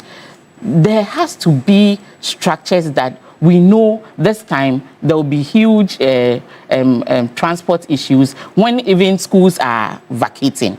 So we also have a lot to play as individuals. We shouldn't just always wait for the president, the 30 years plan, the finance to come in, when we can even take care of our own private sector. Do I hear you say that stakeholders in the sector perhaps have not planned and they don't plan, and so things just happen and everybody is overwhelmed? Exactly. So especially, I'm targeting the GPTRT or the private sector. All these small groups can also help in maintaining law in their own spaces. So this is the transport fare. Whoever overcharges will be called to account for, and they should also put their ears on the grounds. You even go complain about your luggage being missing. They look and say, we don't even know the car number. Even if you took tickets from there, they sometimes tell you they don't know and all that. So we should all come together and work hand in hand. Yes, some of the vehicles come in, especially I always target this 207 cars. Sometimes they are even not cars that have to take passengers. They are sometimes designed to take luggages, boxes and all that. But you see them part of these associations and they accept them. But the MTCD is supposed to also be checking as well. Sometimes you're on the road and you can tell that vehicles have not been to the workshop for a long time because of the smoke coming from those vehicles. Not even the smoke, just the seat. For me, I'm a trotro person. I always, last time I said it here, I usually take trotro from Botiano Hills, mile 11. We use, almost all of us use the Tata bus from mile 11 down to Kaneshi Market. And if you see the state of one Tata bus coming down from the hill, My dear, it's very, very, very bad. The state, but they all plow all these roads down to Kaneshi through a lot of police stops from the road. So we all have to take this as our own responsibilities. Yes, it's not just looking at the officials, government officials to take things in their own hands, but as ourselves, we have roles to play. If your car is in a bad state, at least go and fix it before it comes back to the road. You realize that somebody has parked the vehicle for a long time, waited for people to come in the vehicle before getting to a fuel station to go and fill the tank. Or, maybe I have to go and fix the tire. So all these things, you knew that you were coming to start work in the morning. Why wait for people to even come on board to risk their lives before you take the necessary action? Madam Ayana, we heard Madam Shamima Muslim talking about the foundational issues that we've had as a country, the infrastructural issues, years of abandonment, and finding ourselves in this situation. Where do you stand on the genesis of this problem and what we need to do to deal with it? Good morning to our cherished viewers, and good morning to all of us here. You know, I ask myself, do we really have lorry stations? You know, do we have lorry stations? Because lorry stations just come about when 1, 2, 3 buses come and park, and then before long, other buses, other cars, and then it becomes a lorry station. The lorry station, the 37 lorry station, just opposite, just around the hospital, area, hospital. the 37 military hospital. It used to be the Workers' Brigade camp. Yeah? It wasn't a lorry station. And then somehow, one day, it just became a lorry station. A lorry station with not enough space for cars to park. Lorry station, no toilets. Lorry station, no resting place for anybody. A lorry station, these are not lorry stations. If we're going to start talking about transportation, let's do it right. Let's get lorry stations, well demarcated areas meant for cars to park, lorry stations, buses. Growing up, you would go to Opera Square, and we've gone back so many years, it's so painful. This was just, we were not many, population. We can just say that population increases, but then it also tells us how bad we have been. We've not been able to keep up with planning. So you would get to Opera Square in those days, and you had westbound, eastbound, northbound. I know that bus 21 is taking me from Accra Central to Medina. So I will join bus 21 and come and stop at 37 and walk to my house. Are you getting me? And I know that if I get to the bus station at about 6:30 a.m., it's going to be taking school children, workers, blah, blah, blah, you know, that kind of thing. It would have started off about 5 o'clock, 4:30, taking market women. Yes. So organized. You understand? So I will never be late for school. Workers in the ministry will also not be late to go to the workplaces. But here we are, children, school children, market women, everybody hustling for the same. And then we have these small buses, 24, can carry maybe just 24, 36 maximum. What are we doing? Governments have tried. We tried Ayalolo, what and what. It is not helping. Transportation in this country is private driven. And so the private man might not have that much money to look for bigger coaches, you know, and larger ones or more modified and nice ones. They will just go for what they can get. And most of the time, you find tattered buses on our roads. I think that, one, we have an increase in population. That's number one. In Accra, for instance, if you're talking about Accra, and in fact, almost all the major cities in this country, there's population growth. And we have not planned for that. A lot of people working in Central Accra or coming to shop in Central Accra are coming from other areas beyond the greater Accra. So Kaswa, you're coming from Sowutuo, you're coming from Weja, you're coming actually even from Gomoa, to work. Some are coming from Kofridria to Accra to come and work. How is that possible? What time do they take off? It's something that we have to sit down and plan. Government needs to put in more buses, more buses. And I would suggest that probably we have to do it the district assembly way. Every district must have its own pool of buses and also map out its routes so that we will all get to know that when you are living in Adenta, you can go to a transport yard or a transport station at Adenta this side, join a bus and it's taking you to Accra, or it's going towards Kaswa, or it's going somewhere. Let the district assemblies probably have a transport wing to do that so that we take it off central government completely. This whole idea of Ministry of Transport, just sitting there, one person at the ministries, although there are other technocrats working around it, but when the trouble comes, we are all walking around looking for the minister. And the minister is not going to be able to do much because the job is on the ground.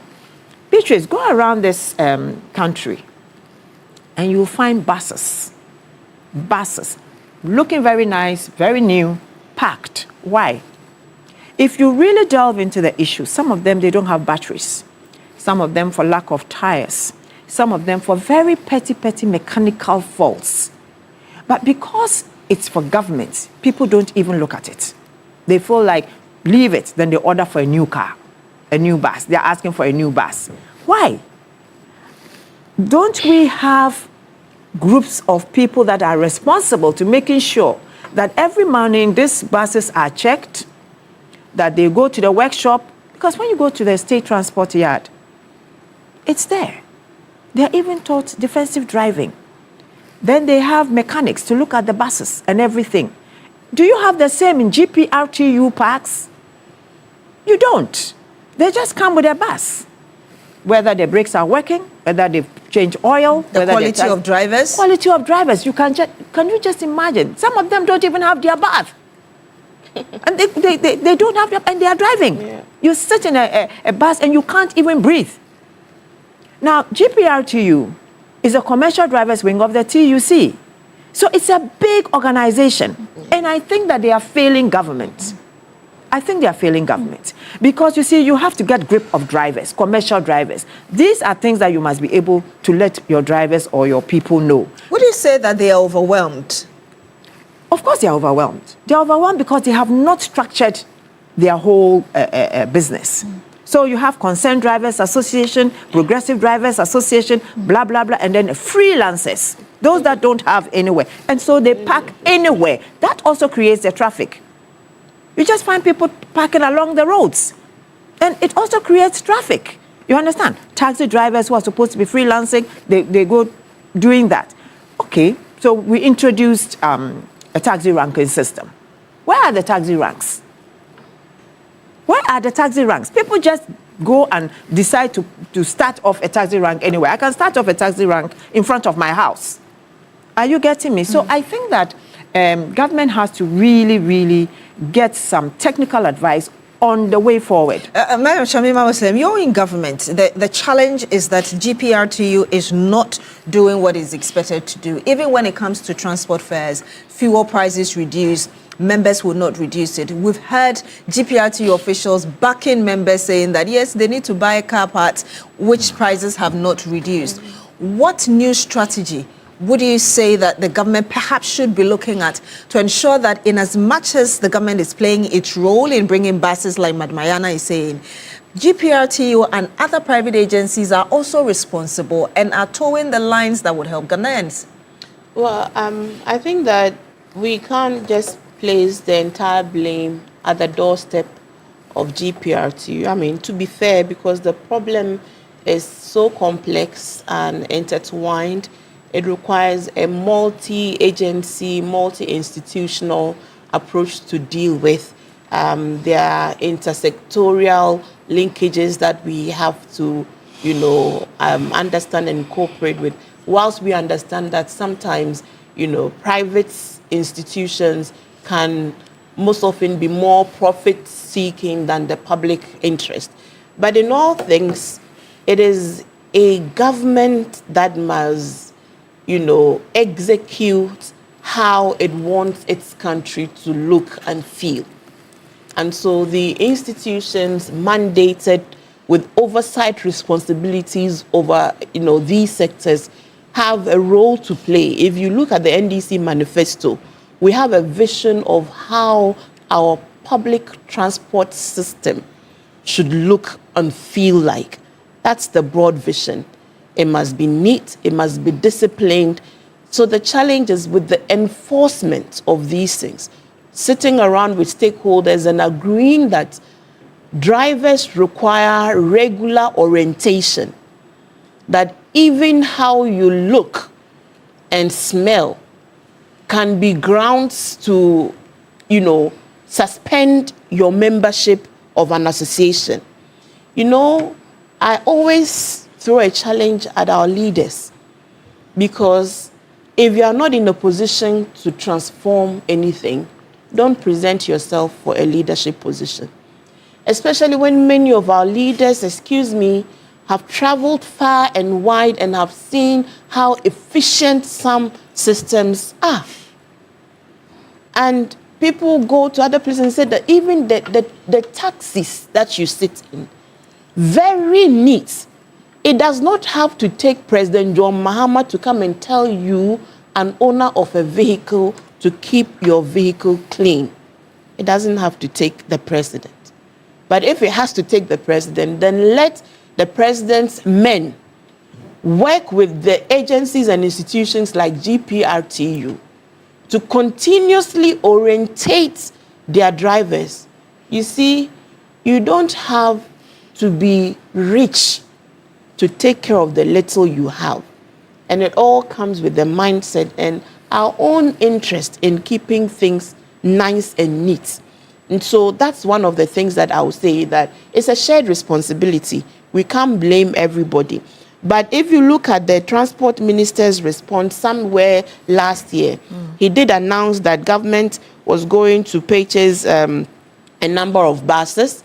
And we even saw the deputy transport minister travel to somewhere in China and did see the bus. So first quarter this year, 2026, at least we are expecting 150 of the 500 buses for Metro Mass Transport to hopefully ease the immediate, stress. First quarter, you say. So by March or April, we should see these 150 in the country. That was what is announced, yes. And with regards to the financing, the commercial bank had been supportive in this. And these buses are smart buses, and monitoring would also be done to ensure good behavior within the buses. Rodaline, I watched videos of, it's not about the laughter. The point you had made about disaggregating transport use. There was early transport solely for market women and rural farmers who were coming into city centers with their goods solely for them. And those buses were recalibrated to provide platforms for them to put their goods, their vegetables, their plantains, whatever they were bringing from the farm centers within the hinterlands to the center. The buses were purely for them. There are also mixed-use buses, of course, because people would move at different speeds.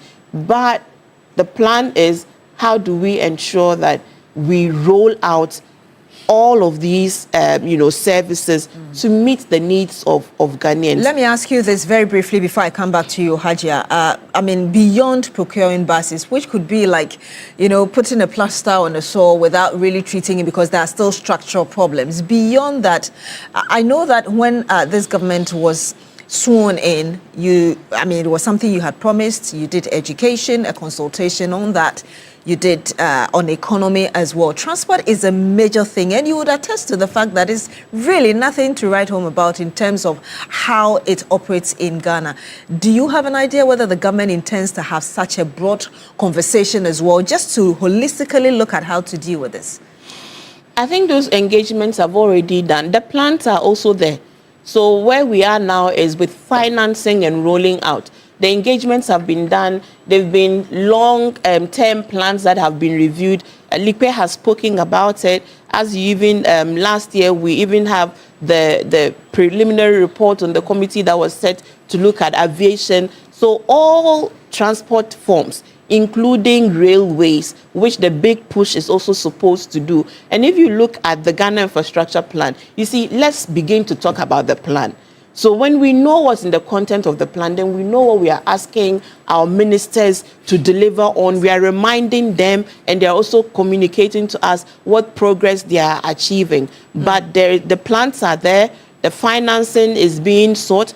As you know, this year, last year, this year, we are stabilizing. And so investments are going to only critical areas so we can consolidate the gains. But even with that, what we are doing this year to spread the gains of the little gains we have made is to invest a lot in road infrastructure and hardcore transportation infrastructure to beef up the existing fleet of public transport. Meantime, let me just quickly add, the public-private partnership initiative under the auspices of the Ministry of Finance is already hard at work trying to invite private sector participation in critical sectors of the economy. Transportation is one such critical sector of the economy. Health is one, construction is one, energy is one. And in the coming months, we will begin to see the results of these partnerships. What we have learned,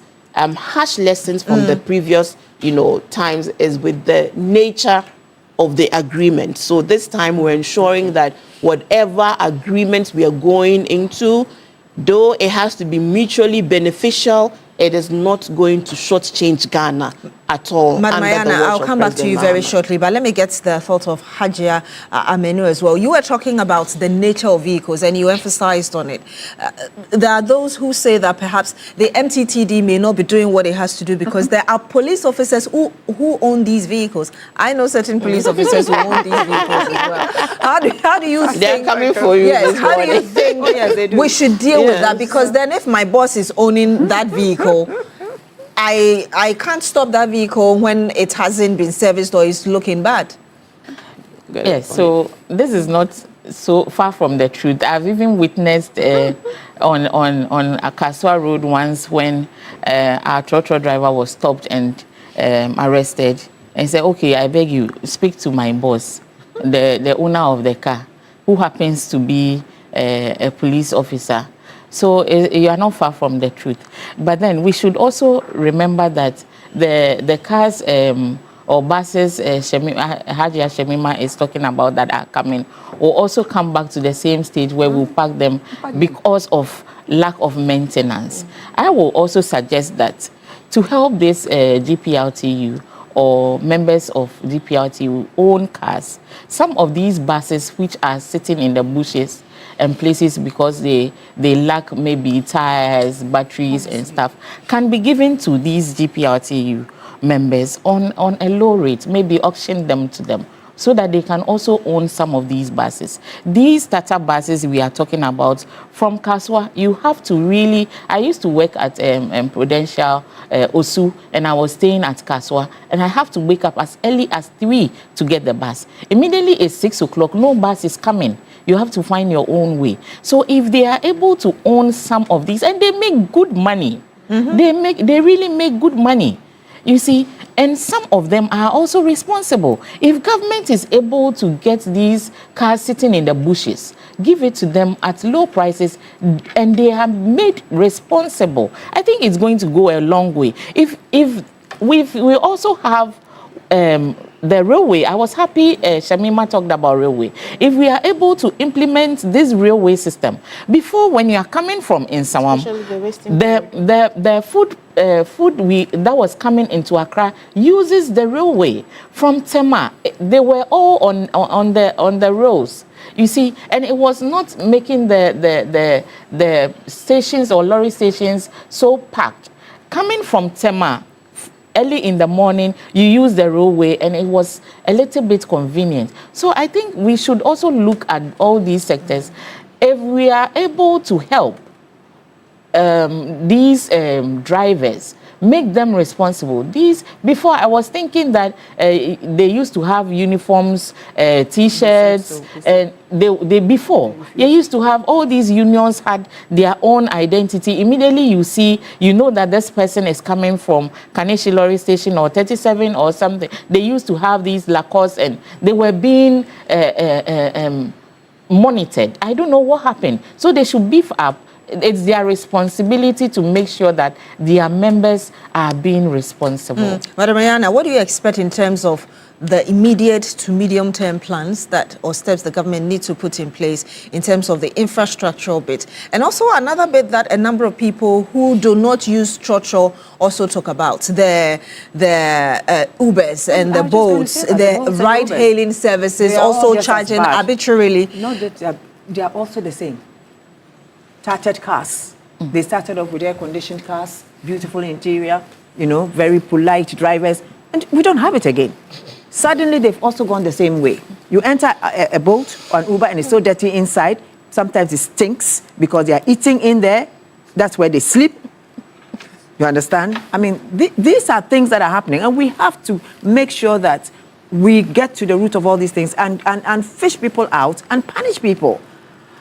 Why should I board a car and come out with a ripped skirt or a ripped trouser? It's not right. But you enter a trotro, if you're not careful, you come down with your skirt ripped. And yet, policemen are on the road. MTT are there. But you see, we need to improve our routes. It's good that government is doing that, improving the routes, which is really good. That should also help the transportation unions to at least have better cars. But then I think that it's about time we looked at assembling these buses like we had Willowbrook. Because if we're able to assemble these buses, we could have them, tropicalized for our own uses. Smart buses, yes, nice, good.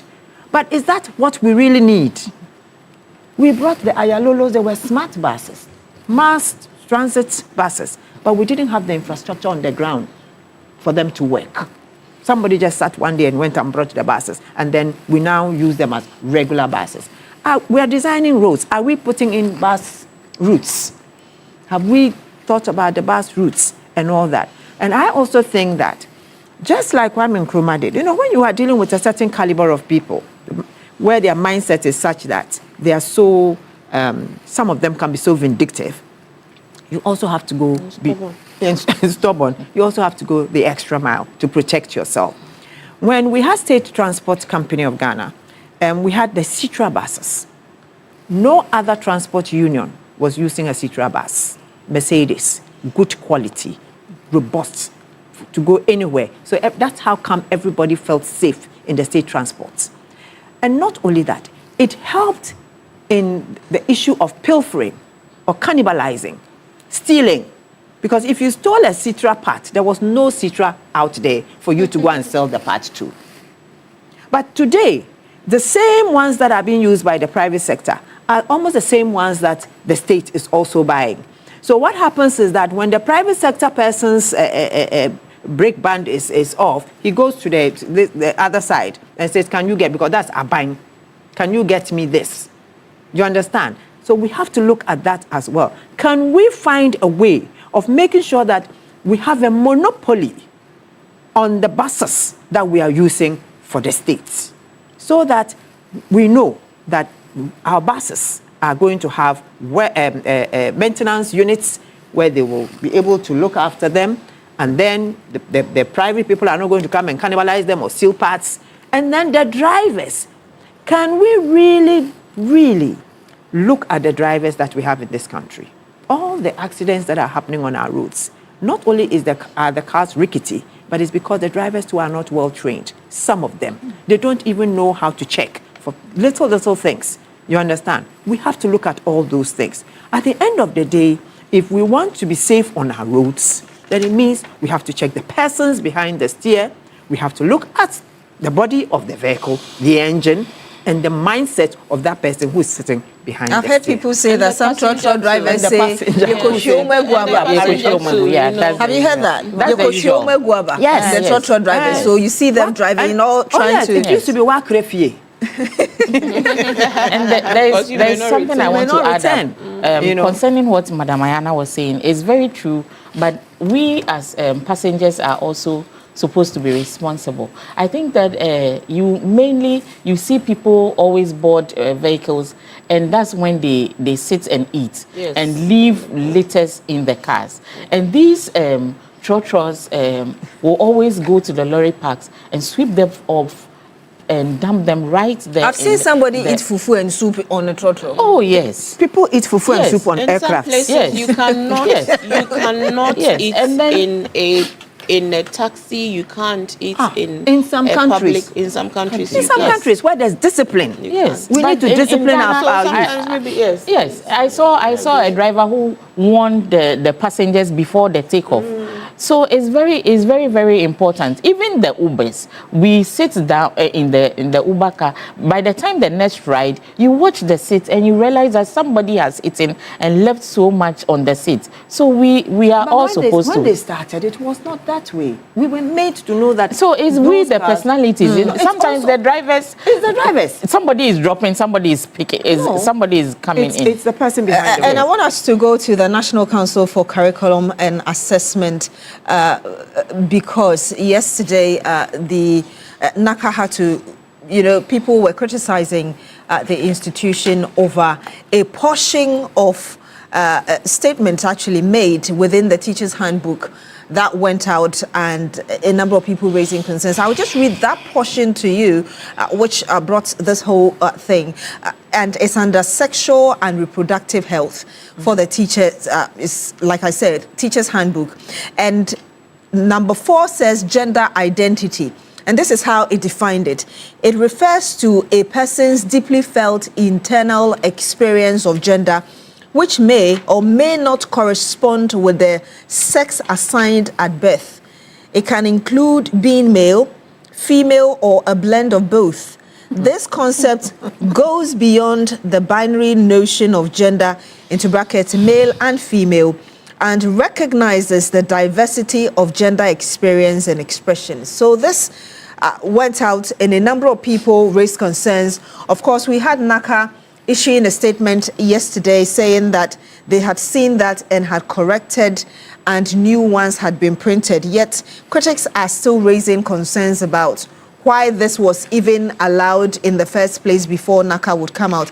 Let me get first to your preliminary thoughts on this whole thing, and then we'll go into the beyond this conversation, what kind of education we need to give our children to ensure that whatever it is they get in the classrooms reflects the cultural and moral values of our society. Perhaps I can start with you, Hajia. Okay, so NACA coming out to even clear the waves is being suspicious to me. Because before NACA approves any textbook or teacher's guide, it goes through 8 strict processes. And all these processes, there are people who check these books before it even gets printed. So being so careless, for me to use that word, for the book to even being printed, there's a question mark somewhere. Because you can't, from the one who is writing to submission to clear, it goes through stages. So before it even got to the printing point, there is a big question mark there. So they should come out and really explain to us how it got printed in the first place. Yes, teachers always go through the textbooks, the lesson, the teacher's guide. But that is not what we should be clear for parents to be at ease. That is not what exactly or dito we used to teach the students. You're a teacher yourself? Yes, so I'm a teacher myself. So that's why I'm making it clear for parents to be at ease that we are also responsible teachers, that I'm a mother and a teacher, so I will not see that and will want to train my child or daughter or son exactly what I'm seeing there. And what we teachers at the back know for sure is that some of the textbooks, yes, it goes through NACA and assessment and all that, but there are certain funding somewhere. Those who are funding the printing or publications sometimes want certain things to be in those textbooks. So it's a whole issue on its own. We all know that teachers will not go and see that and will want to let the children know that you can either be... You're assuming that all teachers will not do that? I know for a fact that we are also responsible as teachers, that we will not see that in the teacher's guide and come and tell or define gender identity to the kids in that direction. Yes, so parents should be at ease that most teachers and schools have their own teacher guides. And sometimes we even have subject meetings before we even come and train the kids. So yes, it's in the teacher's guide, but that is not exactly what... Well, Naka is saying that has been cleared. It's been cleared, yes. So it's been cleared, but then that should not repeat itself. 2019, there was a controversy about that, and it came and it was cleared. We shouldn't come to that stage again, where in the future we would have to come to address the same issue. That is what I'm talking about. So they should make sure that the processes that textbooks and teachers' guide go through before the final stage, it shouldn't repeat itself. They should make sure and assure Ghanaians, because in 2019 it happened, and now we are in 2026, it's happening again. They should come out and assure Ghanaians that it's not going to happen again. A member of parliament says that because Naka failed, perhaps the bosses should resign or should be sacked. Exactly. You agree with that? I'm agreeing, because that's what I'm saying is suspicious that you can wait 8 solid stages, and the people, the stakeholders who go through assessment before a textbook is being released or published. It's not even being released before it's even being published. It goes through several stages and stakeholders, and people are being invited to assess before it's being published. So if they sit and be reluctant, and this comes out, and it was being published before, it's suspicious. It's suspicious. Very suspicious. So I think he should even come out and say, "Oh, I made a mistake and I'm resigning." In Ghana, it's rare to see somebody come out and admit that I made a mistake and resign. So, Madam Ayana, your thoughts? Yeah, I think that the director or whoever he is apologized and said that it had been rectified, or it was going to be rectified. I quite remember the 2019 issue. It mostly had to do with our 5-year-olds being taught sexual things. And I think the whole country ganged up and decided that it was not the right thing to do for 5- and 6-year-olds to be taught sexual, reproductive, whatever. And we were told then by the same NACA that it was supposed to help them fight sexual harassment in the event that they came across it. I quite remember that at that time, no one was asked to resign. So I found it rather strange that the ranking member for Foreign Affairs would ask the guy to resign. Because if no one resigned at that time when it involved 5-year-olds, we shouldn't be so worried about teachers' manuals. Are you implying hypocrisy on the part of whoever is smelling a rat? You know, I just think people just want that. There's so much happening that people cannot handle, and suddenly they want to bring issues out. This LBTG, what is something that from last year, if you quite remember, maybe you were not privy to a situation where a gay couple were found kissing at the Black Star Square, just right in front of the Independence Arch. Yes, and by the time people could get to them, they had fled the country. These are all things. That's why I say I smell a rat. It's like some people want to bring back this issue because they think that there is something hidden. I don't think there's anything hidden. Ghana is not accepting these things, and that's it. I even don't want to talk about it because it's gone. 2024, it went to Parliament. It was not assented to by the President. I think they presented it again in 2025. The same thing happened. And now they still want to fight. They don't have it. Some people just don't have any messages. So now they are finding all kinds of things that they know pricks at us. We always don't want to. I mean, sexuality is something that Africans frown on. You know, our culture does not allow us to talk freely about sexuality. So when people decide not to have any messages and they decide to bring these things up for us to discuss, we must just nip it in the bud. You know, yes, a mistake was made. We have told them that it's not right. They have apologized. They are going to rectify it. Let them not repeat it again. That's the most important thing. Because you see, at the end of the day, if you look at what is happening now, yesterday, I think a student and 2 students of, I think, Bremen Senior High School or something were suspended or sacked from school for some things that they were doing. Yeah, some things they were doing. All these things are there for us to talk about. You understand? It's even, I mean, we should not make people want to experiment. The more we talk about these things, people go out to experiment. You understand? For a very long time, gayism was not something that we talked about. So it was there, subtle, anything, and everyone was cool. The moment we started talking about it, now we hear of people trying to experiment, just to know what it is that is making everybody talk about it.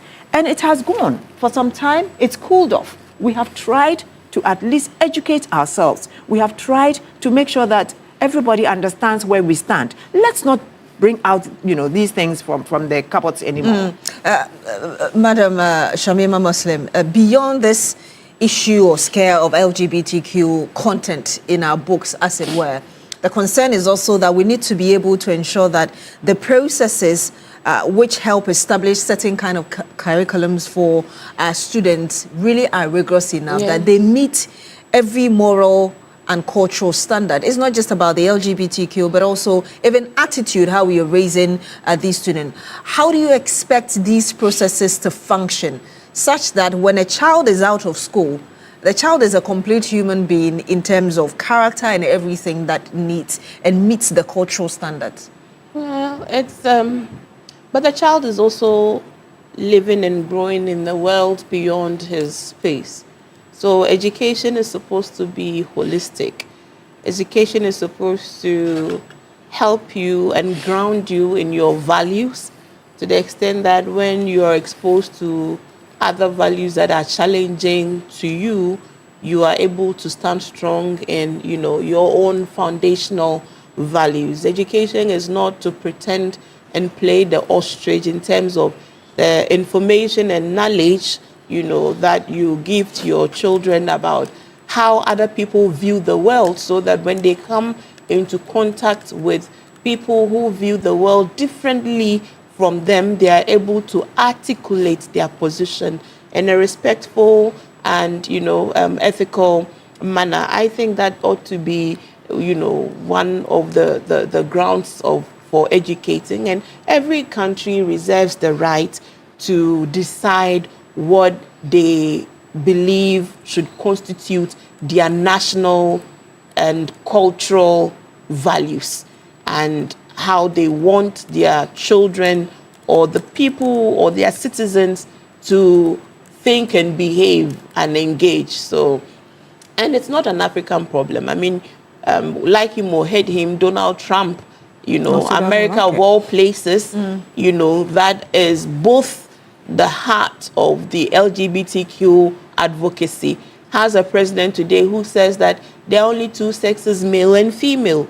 You know, does it mean that the expressions of these other gender forms are not happening? They are happening, and people would come into conversations about them. They would come into information about how other people choose. And the fact of the matter is that our children are on the phones. They are on the phones, and they do see the expression of all of these various kinds. So whether or not they are in the classrooms, they will still see anyway. They will see it. they would engage at the level that they get access to them. Look, cartoon content are showing some of these things. And so we can insist that our books should have no conversations at all about this subject matter, but we must be able to ground our children that when they see some of these things, they know how to interface with them, because it's all around, even adults. You're on TikTok, pornography pops up. You're on Facebook, you see a nudity everywhere. And so it is really the grounding in our strong religious values, if we teach them properly, and moral values that will protect our children. Because really right now, even adults are exposed, and adults are also suffering the similar challenges as young people. Adults are suffering addiction to devices. So it's not only a children's matter these days. Adults are experimenting just as children are experimenting. You know, my point has always been that an adult knows where they can go and access whatever their proclivities are.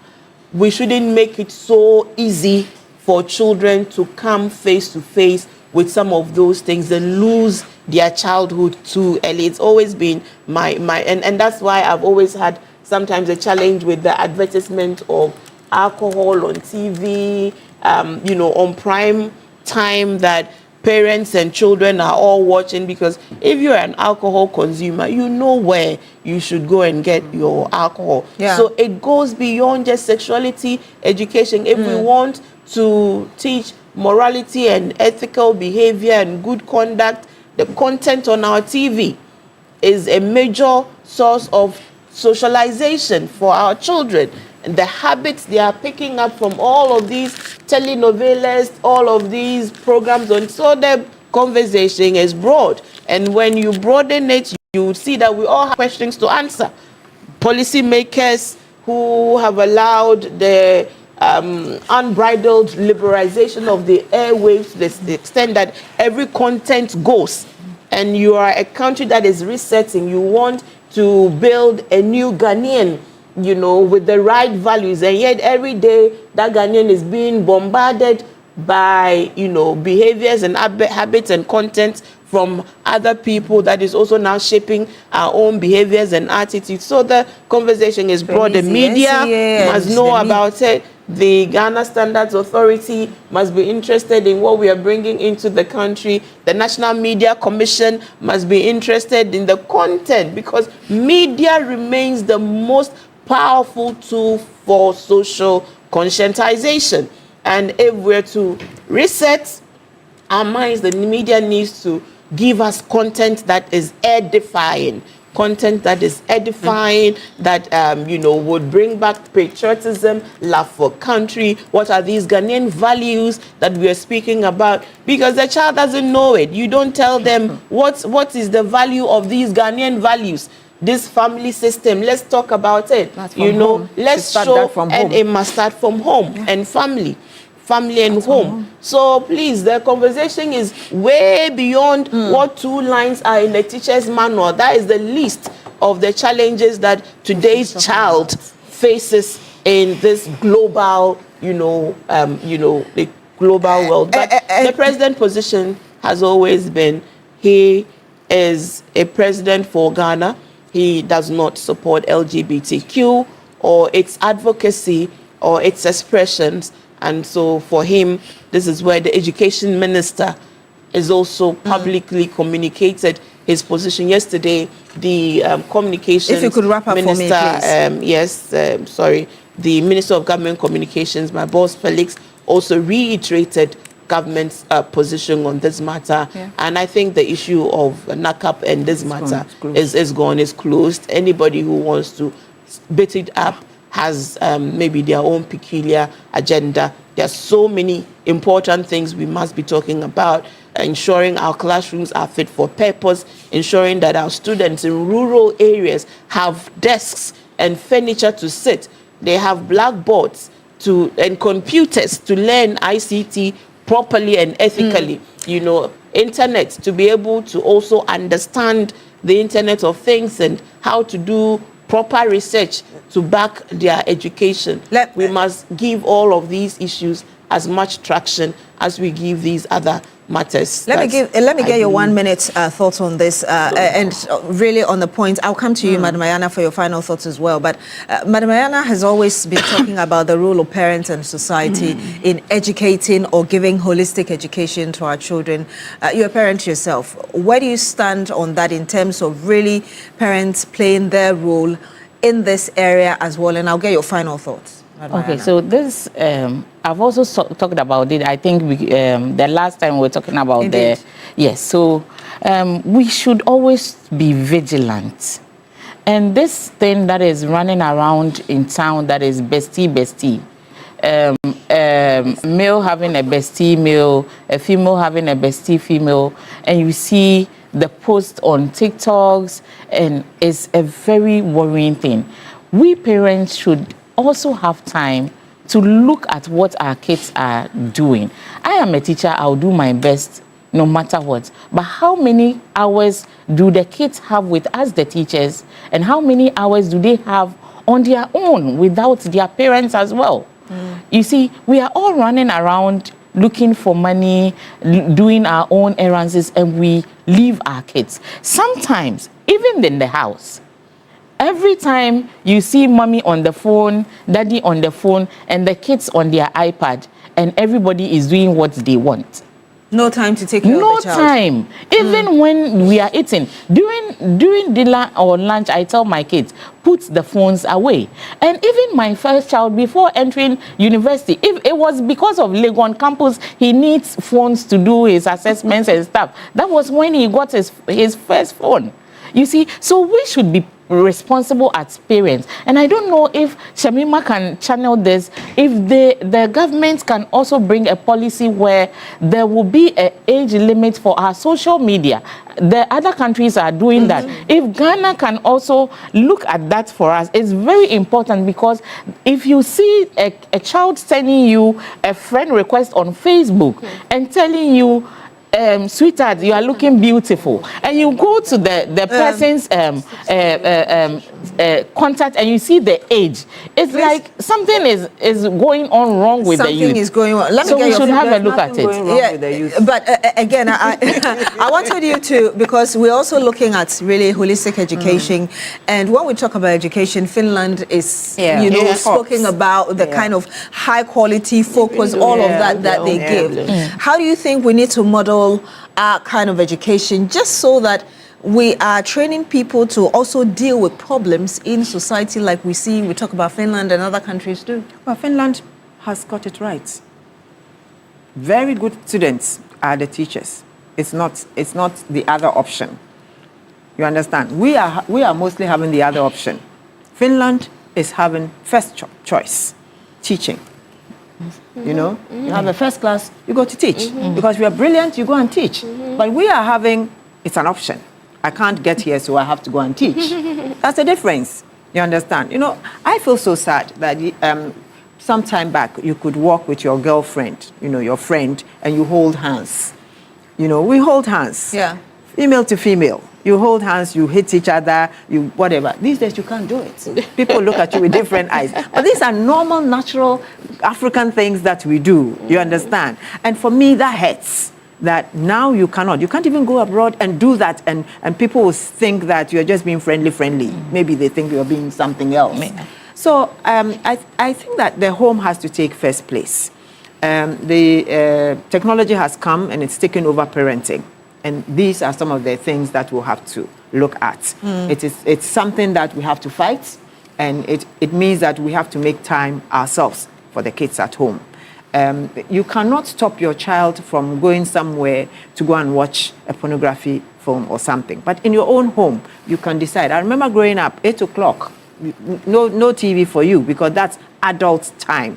So you watch from the 6 o'clock when it was black and white, not even colored, black and white. 6 o'clock to 8, and then that's it. You go, and today our children are watching till midnight. because you don't even have control over them. So we have to start from the home. The mindset has to come from the families, from the parents, from adults. You get me? So this is what I think we ought to do. The mindset has to come from us. You should be able to discipline your child. You should be able to talk to your child, to make your child understand these differences of letting a child know that these are our values, these are our moral standing. It all starts from the home. But it starts from the home. So if you are not able to do that for your children, then you are actually leaving them to go out there and learn anything at all. And that's then dangerous. also, I always say another intervention we always lose out is with the teacher training institutions. Because again, in as much as parents and the home is the basic, our children are spending so many hours with teachers. So we must understand. So there's a message. There's a message from Yao Febere on Facebook. It says the students are exposed to sex sensitivity through peers, social media. So if such LGBTQ and its related practice are inculcated in the classroom, like NACA has done, it's rather seal of thinking. Well, NACA, like I did say, has said that it has recalled those particular. Or those copies and new ones printed. Let me read this message from Stephen Penwa, who says, good morning to your ladies. NACA's apology has come too late to Ghanaians. Some few years back stood up against the secret. So kind of saying the same thing that you mentioned earlier. A number of you sending in a lot of your messages, but thank you so much for sending in your messages. Well, that will be it for the big issue here on Newday on TV3. Thank you very much for joining us. I want to say a big thank you as well to Eddie Joy for my costume. And yes, if you want to look smart and fashionable, visit any Woodin boutique nationwide today. Woodin offers an amazing collection of authentic African fabrics and ready to wear that come in beautiful designs and the colors for men and women. With Woodin, you can get creative and versatile with your designs. Be confident and show off how truly African you are in Woodin. So go to a Woodin boutique near you today and choose from a variety of trendy products to complement your unique style. Follow Woodin Fashion on Facebook, Instagram at Woodin Fashion and TikTok at Woodin_fashion. Woodin, le créateur. And of course, when we come back, we'll bring you some more. My name is Beatrice Sedus. Thank you for staying with us.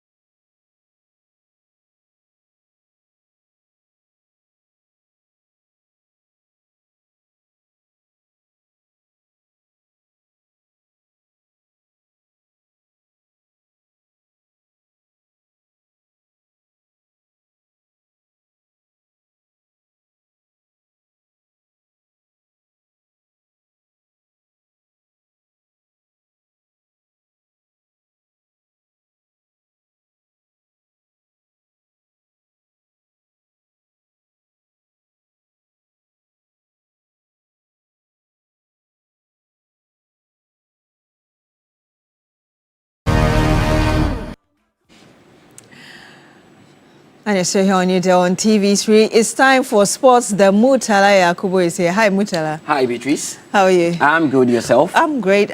You're in black. Me that I supported Nigeria that was no, we scored. are mourning. We are mourning. I'm not in black. We are mourning our West African neighbors. And oh, Charlie. It's a sad end for them. Oh, God. Especially knowing that they are not also going to participate in the World Cup. Yes. It was a tough time for them. They are blaming Daniel Lai, but from what we watched, I mean, it had nothing to do with it had nothing to do with Daniel Lai. It was just the fact that they didn't create enough chances, and they are playing against a host nation. If you don't score, sometimes the tomfoolery that happens at the stadium all gets you. And I think that got to Nigeria during the penalty shootout, and they lost out by 4-2. The sad thing for them is that they will be playing a third or fourth game against Egypt, who also lost against Senegal. But nobody remembers who was third anyway, in the at tournament. least. Yeah. But nobody remembers who was third in the tournament. It's about even the second place. Usually we don't remember. It's about who won the tournament. I mean, yesterday I said I was supporting Nigeria and Senegal. At least Senegal made me proud. But it's sad what happened to Nigeria. Yes, and I mean, Nigeria know that the only way to redeem their image after that failed attempt to qualify for the World Cup would have been to win this and appease the people back home. Yep. But for the first time, that was their goal, actually. For the first time, I'm having a lot of Nigerians applaud the effort of the team. It's rare to see that. Nigerians are just like Ghanaians. The backlash will be a lot. But for the first time, a lot of them on social media are applauding the team for the bravery and all that. It was just too much for them coming up against the host nation. And once they failed to score in 90 minutes, penalty, it's a lottery. It's luck. Anyone at all can win. Then it means they will not call for the head of the coach or any other person. Well, the coach is in demand at the moment because even the Tunisian FA want to bring him in. So I'm sure Nigerians will want to stick with him. But not just that, we also had Senegal, Egypt, Mohamed Salah, another disappointment for him. Egypt have won the Cup of Nations on 7 occasions, but he is yet to win with them. This was viewed like his last AFCON. And guess who scored for Senegal? His own friend at Liverpool, Sadio Mane, was the one that hurt his feelings. But that is football. Sadio Mane also wants to win it before he bows out. And yesterday, after the game, he even talked about the fact that he feels this is his last Africa Cup of Nations. So he also wants to bow out on a high. But I feel sad for Mohamed Salah not being able to, with all that he's achieved in football, not being able to win the AFCON, because it's always special to win something with your nation. But that is the reality of life. Senegal in the final, they would be playing Morocco on Sunday. But on Saturday, a third place game for who wants to win the bronze. It will be Nigeria who will come up against Egypt. Wow, what else do we need to know? A lot that you need to know. Quick one, Chelsea lost yesterday. Oh, I mean, when Chelsea loses, you know I'm excited because I am an Arsenal fan. So. But yesterday, you know, Bill is in Morocco, so after the game, he spoke Thomas Adote Papa will be crying. He spoke to a number of journalists in there, and this is their reaction. I think it was a game of grit, a game of marginal lines, whereby Morocco had to go all the way. Go past the nerves of going into extra time without scoring. Morocco came into this game having conceded only one goal. That was against Mali. So at some point you felt like there was a better side coming into this one. However much Nigeria had scored goals. But Nigeria today lacked the sharpness up front. Because having scored 14 and you failed to score in 120 minutes, you feel that was not something that the coach would have liked. But the penalty takers, for me, I felt the body language was quite lacking because you felt there was no penalty taker that went on to that ball with lots of confidence. You felt they were grizzling, apart from the first penalty taker. So going ahead, you feel like the coach still has a lot to do, but he has done so much because in the games that he has been in charge of the team, they have only lost 2, and today they have lost in penalties. So the Nigerians have to become, allow this team to go through the transition. Yes, they're not going to be the World Cup. There is more time for them to organize. Maybe coming forward in the AFCON that will be played in East Africa, Uganda, Tanzania, and Kenya, I think there will be a better side. I think it was deserved because looking at the game and looking at the stats and the numbers from the game, you could tell that Morocco were the team that wanted it more because Nigeria coming into this game had been the most successful team in terms of attack. They had scored 14 goals, the most by any country in this tournament, but they had an XG of 0.05. That tells you that the attack on the day was blunt. Osimhen, Ademola Lookman, Ako Adams were failed to deliver as they were supposed to. So I think Morocco deserve a lot of credits. They came into this game with a good strategy, and although they couldn't get a goal when it went to penalty shootouts, you could tell that they were the team that practiced the penalties the most during their training session. So I think it's a deserved win for Morocco. They deserve this victory. At first, I would not want to put I don't want to give any excuse about officiating. You understand, but I feel like the referee actually didn't do well. I feel like he refereed like someone that was under pressure. That an assignment tonight.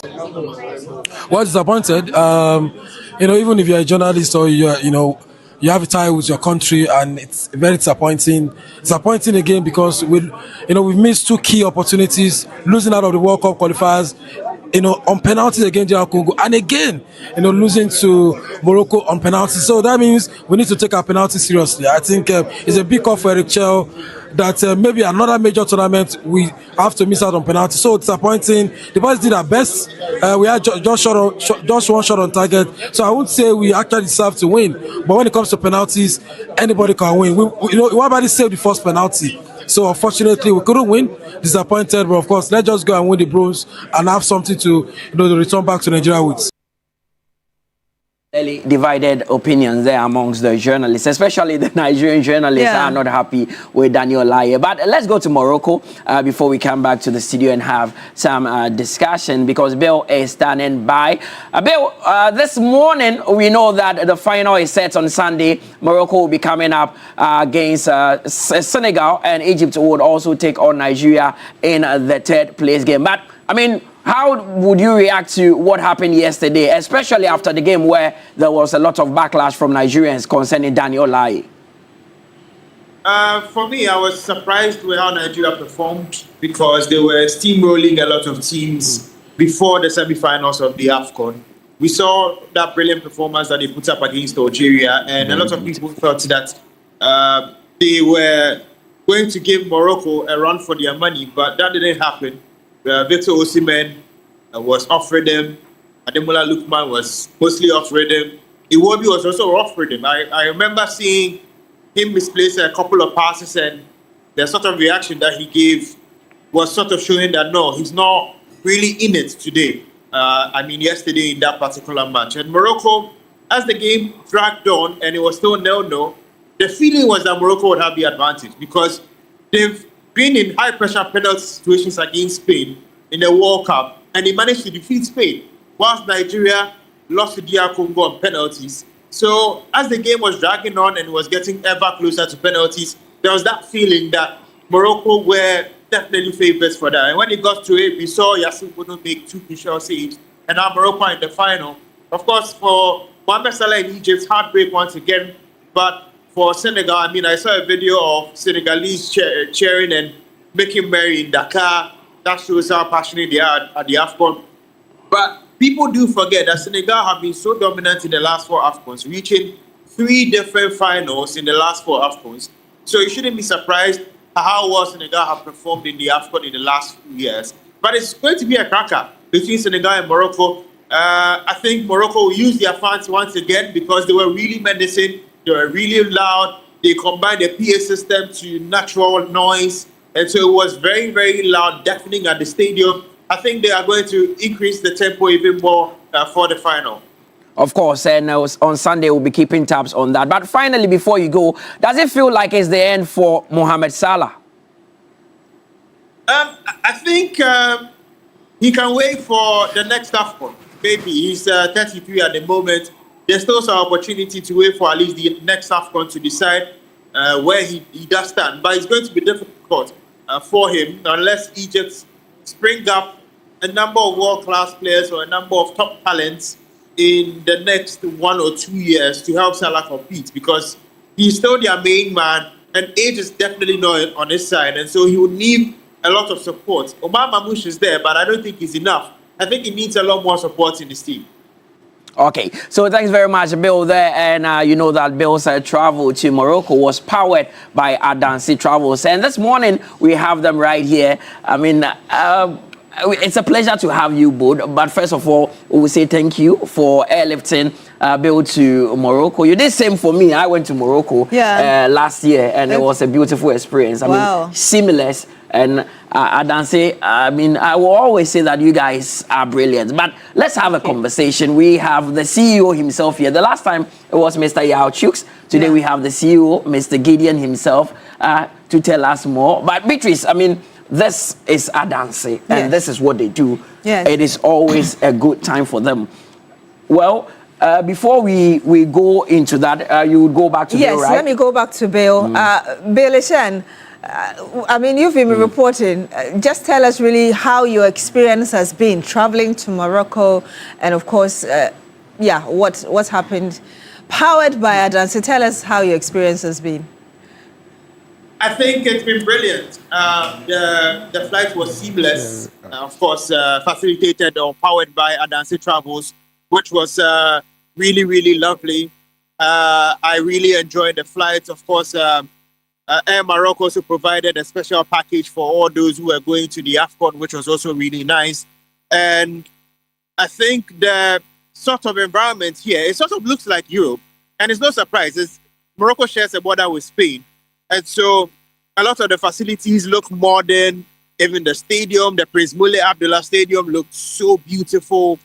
And overall, but I mean, if you're a typical African, the only thing you struggle with is the weather. And as you can see, I've been wearing, most of the time I wear a jacket or I wear a hoodie to move around because the weather is really, really cold. At some points, I've dealt with 6 degrees Celsius. But I think overall, everything has been so beautiful. And Morocco don't joke with their train system. They have train systems that go throughout the city. And it's a very nice experience to have. Because, I mean, in Ghana, we don't have train systems that go throughout the city. So it's really beautiful. It's beautiful, he says. And of course, you can tell that he had a fantastic time with Adanse Travels. Thank you very much, Bilishen. Talking about train system, I mean, we've been talking about transport since morning, yes. Yeah, I mean, Morocco is beautiful. So no wonder Adanse does it better. So we have the CEO himself here, Mr. Gideon Asare. Yes. And we have the Sales and Product Development Manager, Sewa Boating Bene. Now, let me start with you, Mr. Gideon. How do you do it? Because it looks like everyone has a good review when it comes to Adanse.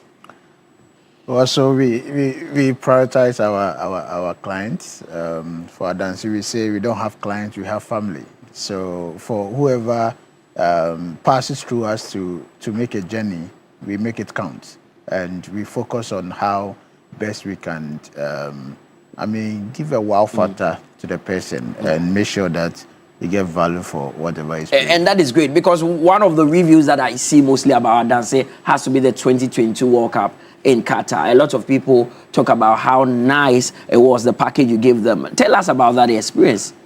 2022 World Cup was amazing. Personally, it was my first time going to a World Cup, and what I remember most was the first match, and being in the stadium and watching Ronaldo, on the pitch, and it's a different experience. So when you watch from TV, you enjoy, but the joy itself is in the stadium, and we made sure that our clients travel seamlessly. So right from Kotoka, we had our team help them check in, and I was personally with them. We got to Doha. Our transport was waiting. We were conveyed to the hotel. And then on each match day, there was a transport to the stadium. And we arrived in time, get seated, and we had our jerseys on, branded with your name on it. And we all gathered in one particular part of the stadium cheering Black Stars. And on the days that we didn't have much, we will arrange transport to the fan villages and cheer other teams up, and sometimes we will sit together in the hotel. So it was a whole experience on its own. A whole vibe on its own. Wow. Yeah. I mean, from Bilishen and what you've been saying, it tells a lot. But I'm coming to you, Madam Boating, because, I mean, Ghana is playing in Toronto, Boston, and Philadelphia. That's right. Yet, I mean, we haven't started playing yet. You found the need for you to go to these places early enough. I'm just wondering why you thought that there was a need to be on the ground this early. Well, so good morning to our Nigerian friends. I hope they're coming to support the Black Stars win the World Cup. Gideon actually just returned from Toronto and the US. And why we do that is because when we develop a product at Adansi Travels, we want to make sure that we've been there, we've seen it, we've experienced it, and that we are taking you to somewhere that's deserving.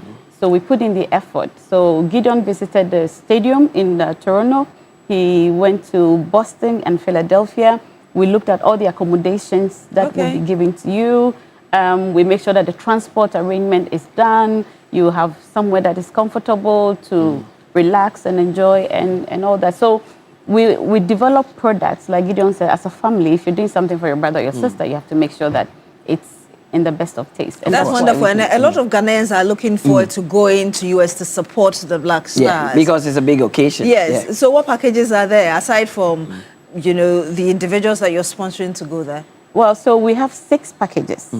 So our platinum package will take you to Toronto and US. That's for all 3 games. Then we have our gold packages that would feature 2 matches. So if you want to do Toronto and the US, that's available for 2 games. Then we have those who want to be based only in the US. So you can do Philadelphia and Boston for 2 games, or you can choose to do 1 game. So if you want to go to just Canada and watch us trash Panama, you can do that. Or if you want to join us for all 3 and finish the English team in Boston, you can also do But that. let me chip in this, Mr. Gideon, because there are fears from many when it comes to the acquisition of visa, especially with the news that came yesterday. How is Adansi handling this? And can people still acquire visa when they come through you? Yeah, so the news that came yesterday was on immigrant visas, and these visas are for people who are relocating to stay in the US. So talk of the DV visa lottery, those who family have applied green card for them and stuff like that. So those are the ones that they have put a temporary pause. But when it comes to non-immigrant visas, which includes the one that we use for the World Cup, B1, B2, is still ongoing. Currently we have close to 200 already secure appointment date for them. We started this World Cup campaign almost a year now. So we have people who are paid, and then we registered them, and then we got them onto the FIFA portal. So they are waiting for the announcement from FIFA to get their match tickets. Okay. So we just not talking. We already taking action and helping, because if we don't do that, it will not be fair for Blaster to be in the stadium and only other fans are there. You don't. That is huge. But how do people reach Adansi? Any contacts that you can put out? Any social media handles available as well? Yeah, so we encourage everyone to go onto our website, www.adansitravels.com. You can also reach me, 055-631-0404. Or you can go onto all our social media platforms. We're on LinkedIn, Facebook, Instagram. But our website offers you a very good deal. We have our smart travel plan that gives you up to 17% discount. Well, Beatrice, one thing I can say about Adansi is that they are genuine. I've experienced Adansi in Morocco, so I know that these are genuine people that you need to work with as far as going to the World Cup is concerned. Well, Mutala Yakubu, thank you very much for bringing us the latest in sports. You're back at 10, right? Of course. Of course, with some more. Thank you so much for joining in, and to Adansi as well for taking Bilishen out there to Morocco and all the experiences you give us. Well, you're still here on Newday on TV3. When we come back, we'll bring you some more, including coming to your community to bring you or highlight your water situation or challenge. Do stay with us.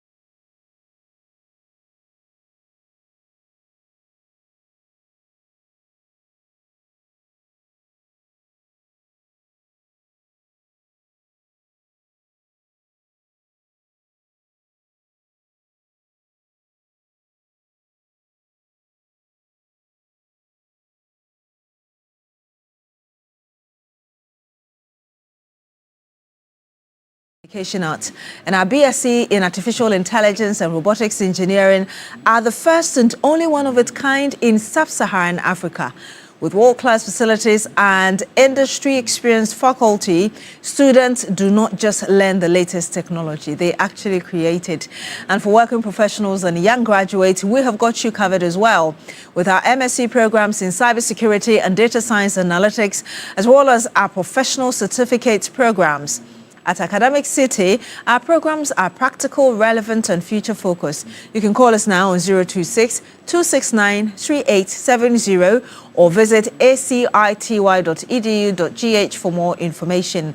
Admissions are open now. Academic City, make your mark. So early in the day, we brought you that story from the Medina station where my colleague Christian Yale interacted with some individuals, both students and workers, who were having challenges getting vehicle to their destinations or vehicles. Christian has moved from Medina to Achimota, the Ayalolo station, just to also get to find out what's happening there. I want us to go to him again, just so we can get an understanding of what's happening there as well. Chris, take it over.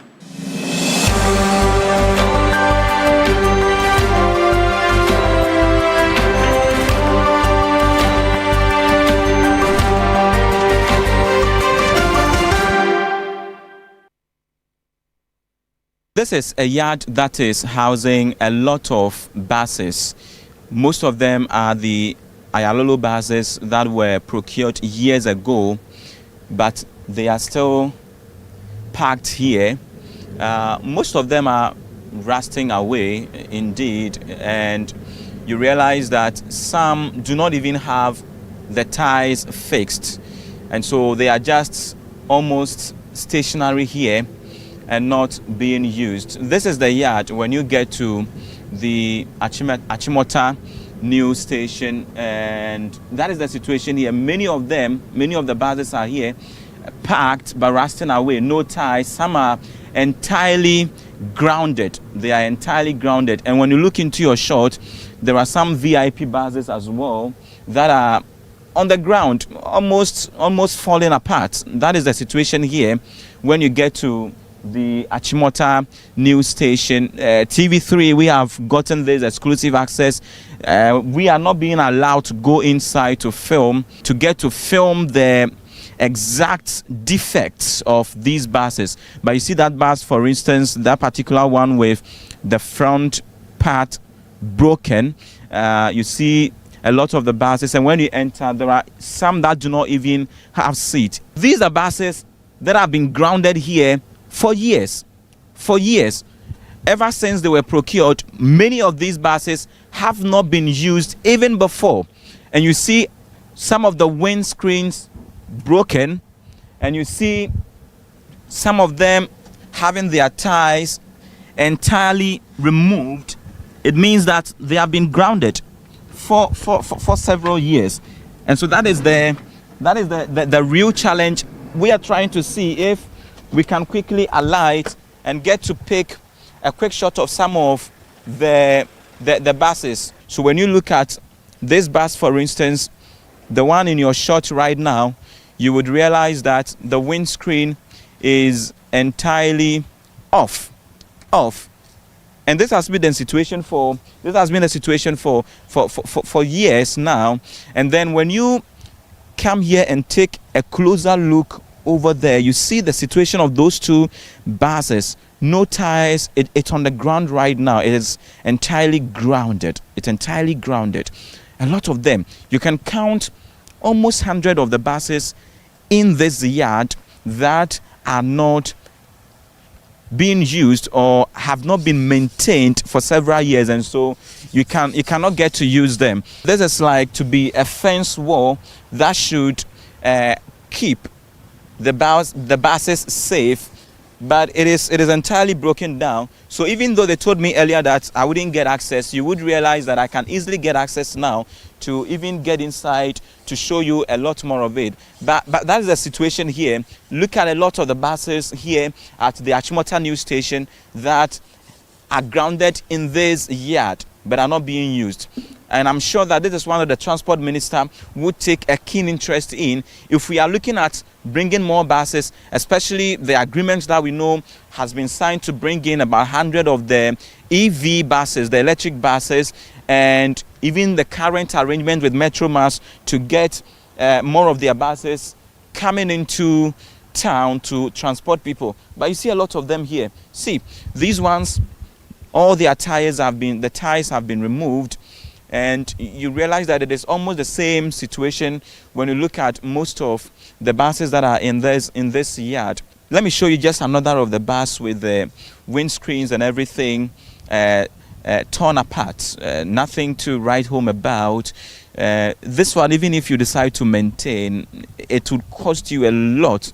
You are better off staying away from anything maintenance. So that is it. It's just an aspect of the whole conversation. We are looking at more buses on the roads, but indeed, there are more buses here that have not been maintained for several years, that have not been paid attention to, that have been grounded, no attention paid to them.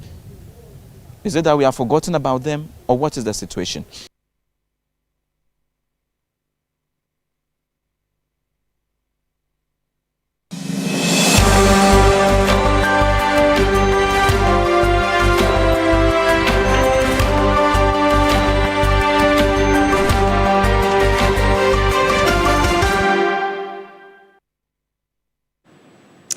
Quite an eyesore, you call it. Really, who was supposed to ensure that these buses, my colleague Christian Yale just mentioned, about 100 of them, 100 of them in that yard, who was supposed to ensure that these buses were running?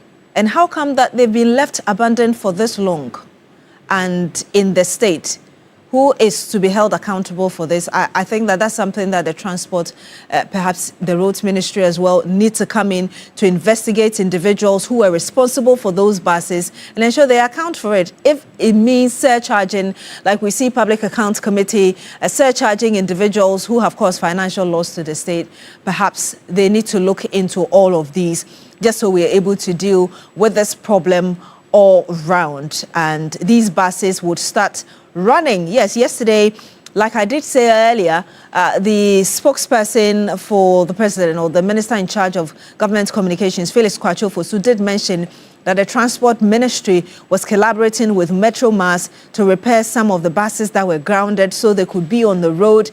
Yet we have Ayalolo purchased or procured with state money, a number of them grounded, and the government is having to spend extra money somewhere. Well, we'll bring you more of that later, but that's something that needs to be looked into, and individuals held accountable for why we have seen the buses in those states. But again, right here on TV3, we've been bringing you as well that issue about water crisis, TV3, 3FM, and what people are going through just to get the basic necessity of water. We've been to Teshi, we've been to some other areas as well. My colleague Roland Walker has returned to Nungwa, to some communities there, to actually the desalination plants. And we've been saying, and I also did say earlier, that we had information that it had been shut down for some time. Roland has gone there to really bring us what the situation is. Why is it shut down? Why don't people have water? Because that plant has a problem. Let's watch exactly what Roland has been able to find out.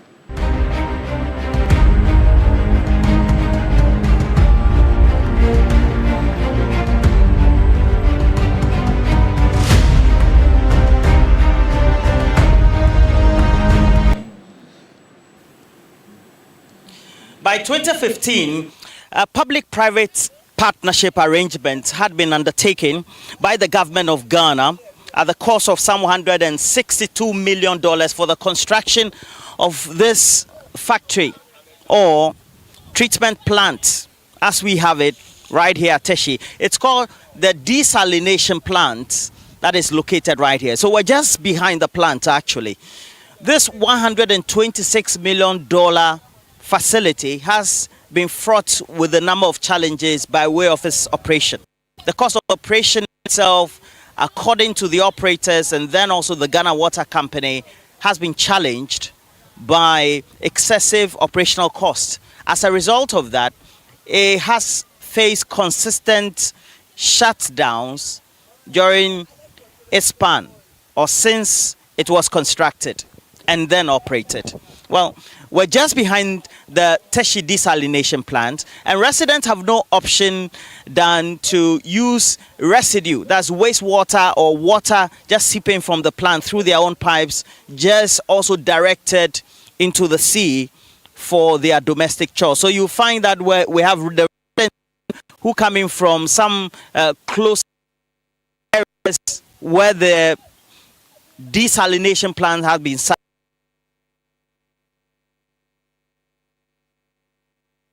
We're not necessarily here to only speak to these residents, but also take a look at the state of the plant. And the plant has been idle since the month of October 2025. The question is, when can it be restarted so that water is treated from the desalination plant so that residents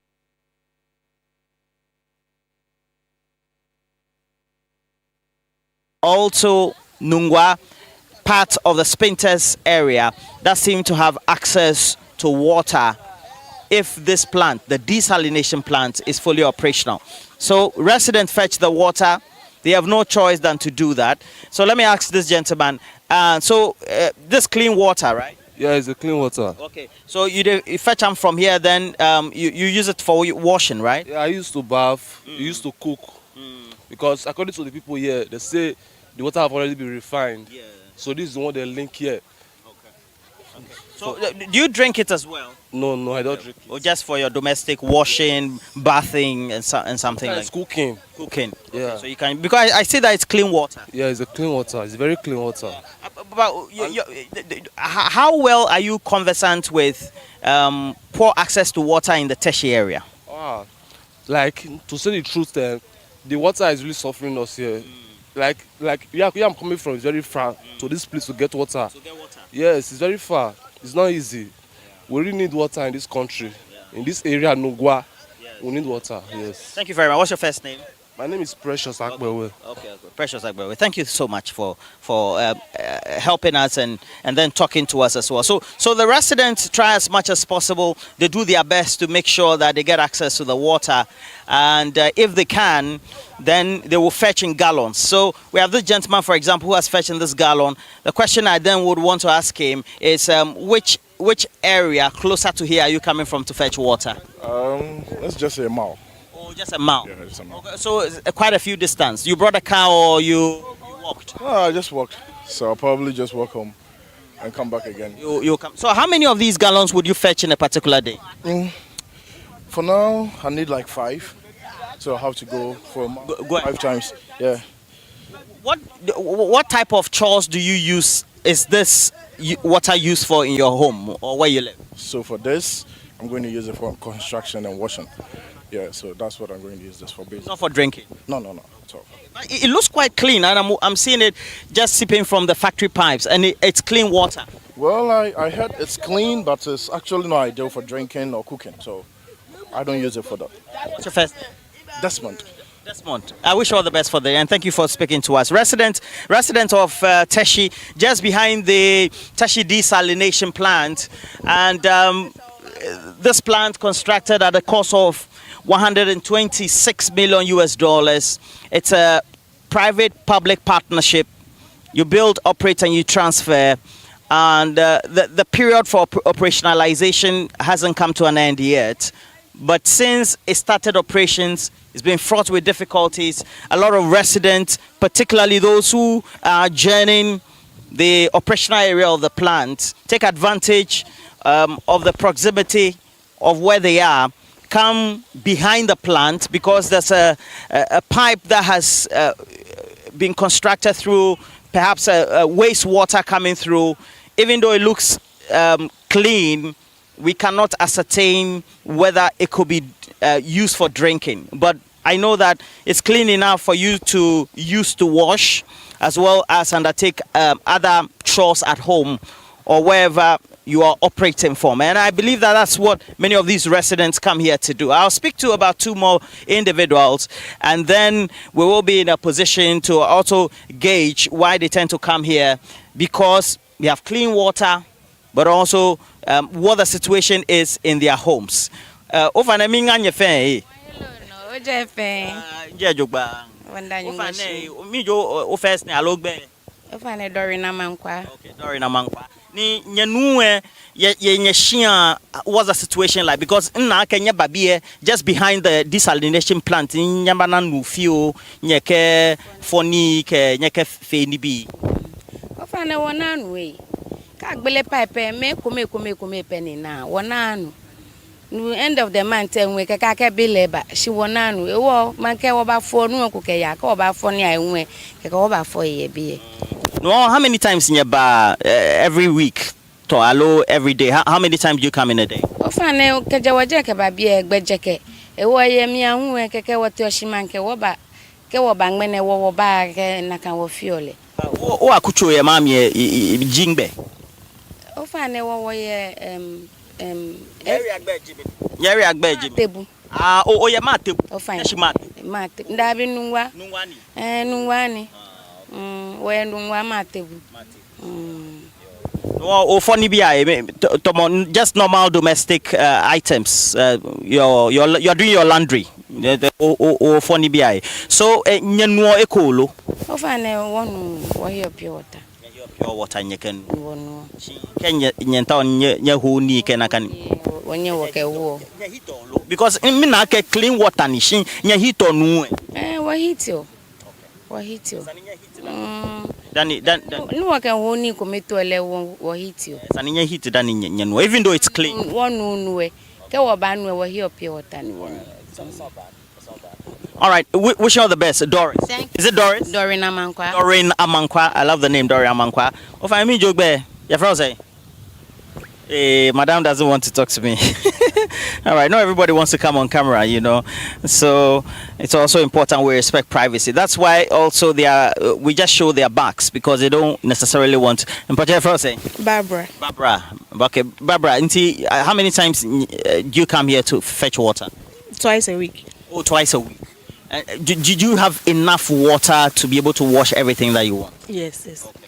So when do you start coming here? Were you told by residents that the places, or because you live here, you know? I live here because I live here. How is the water situation in town? It's very bad. It's very bad. They just open the water once a week. So you see everybody there rushing to get clean water. At times you only get 1 gallon. So it's very bad. That's why we've been coming here too. But I thought they were open for long hours. So if you're able to fetch. Yes. How many gallons do you have at home? About 10. Oh, you have 10 of the yellow, the 4 gallons. Tomongo, Ona. As if you sell oil. But so what quantity of items are you able to wash in a particular week? Since you come here 2 times a week. Not much. So it's easier now, right? You just have small items to wash. You just walk in and then. Yes. All right. It's clean water. Yes, it's clean water. Do you drink some? No. But use it to do other things. Yes. Okay. If there's one thing you would want to be done, especially to open the water, especially what appeal would you give the Ghana Water Company? How would you? They should hurry up and open our tap and water for us. Yes, because we are suffering. God bless you, Babs. Machebo Babs. Barbara. So I just spoke to Barbara, and so a lot of people come here to watch the scenery, but also get to fetch the water. And the water is coming from the pipe, almost emitting residue, so to speak, or waste water. But if I take a look at it with my physical eyes, it looks clean to me, quite clean water. And we're just behind the Tashi desalination plant. So the plant is here since 2015. This great edifice put together, but according to our sources, it's very expensive to operate. So they take the source of the water from the sea. Then they remove the salt content through chemical processes for clean water to be gotten. But the operational expense just makes it difficult, not only for the company, the government of Ghana, but also the Ghana Water Company.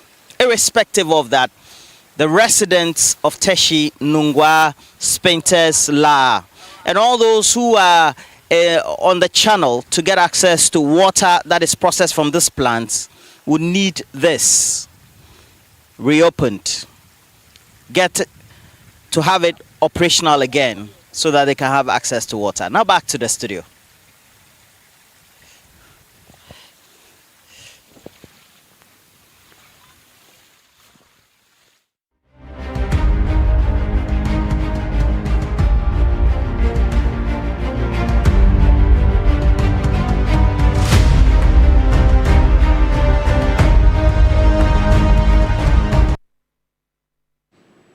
My colleague Roland Walker there bringing us update from the faulty, I should say, desalination plant in Nungwa and the challenges people are facing there. Of course, although not functioning, people fetching water through the back of that plant just so they are able to get what they need for their daily activities. And stay tuned in here because we'll be coming to your community to tell your story regarding water crisis in your area, just to ensure that we bring it to the attention of authorities. So what needs to be done for you to get this basic necessity will be done for you to get it and make life a bit more easier for you. Well, if you've got a gifted child at home, this is your moment. Talented Kids Season 17 auditions are officially open. Yes, in Kumasi, we meet at Mecklin Hotel on the 18th of January 2026 from 8 a.m. sharp. And for our Accra families, auditions come your way right here at the premises of TV3 on the 20th of January 2026, also from 8 a.m. as well. A Talented Kids Season 17, where talent finds a stage.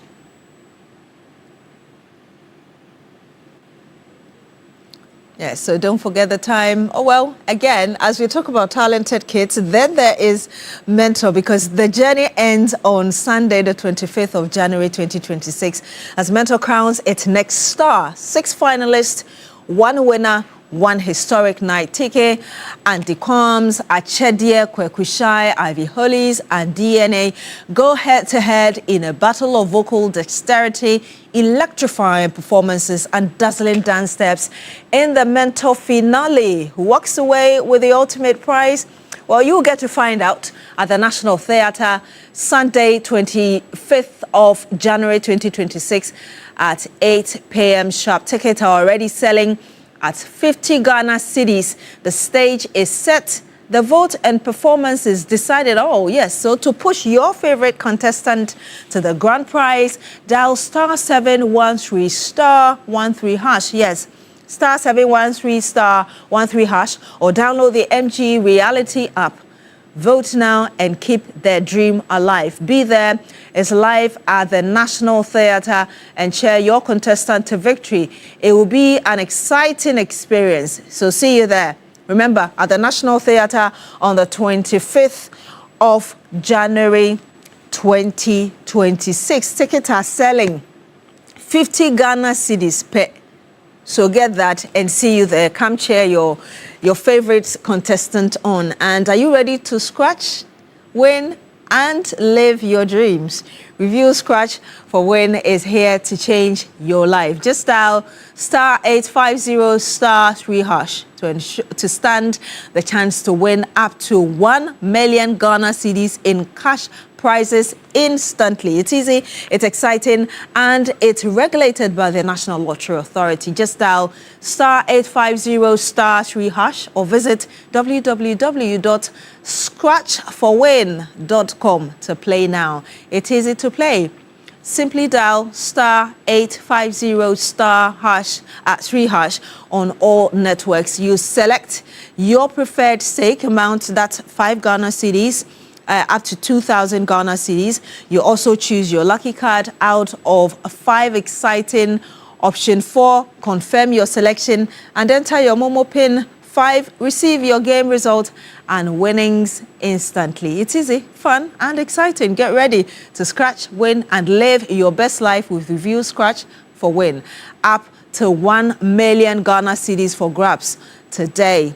I remind you again, it's star 850 star 3 hash is the short code to play on all networks, or visit www.scratchforwin.com to play now. Review Scratch for Win, Scratch Keke, Nedisika, Say Bum. Review is strictly for persons 18 years and above. Review Scratch for Wins is powered by Super Cash Games. It's your birthday today. We want to help you celebrate and ensure that you have the best of the day. So whose birthday is it? It's the birthday of Thy Will Elom Jekpo of ETD Clothing in Jekpo. Okay, in Adenta. Happy birthday to you, ma'am. Wishing you all the best for today. Mr. Hugh Tay Adam. Age gracefully from your family and friends. Happy birthday to you. Madam Elizabeth Wemega, we pray for God's continued protection with good health. We love you from your children, Madam Elizabeth. Mrs. Abigail Lasse, woman with the heart of gold. We love you from the Ado family. Happy birthday to you, ma'am. Miss Lily and Lillian Agbenyaga, wishing you double the fun and endless blessings from your sister Adodo Agbenyaga and children. Happy 40th birthday to Ernest Ashi, aka Chairman. God bless you. Happy birthday to you, sir.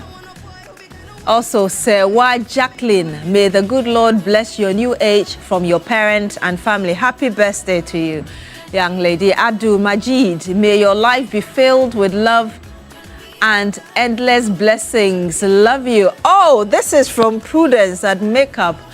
That's her son. Happy birthday to you, Abdul Majid. You're loved. Adepa, may God bless you so much from your mother.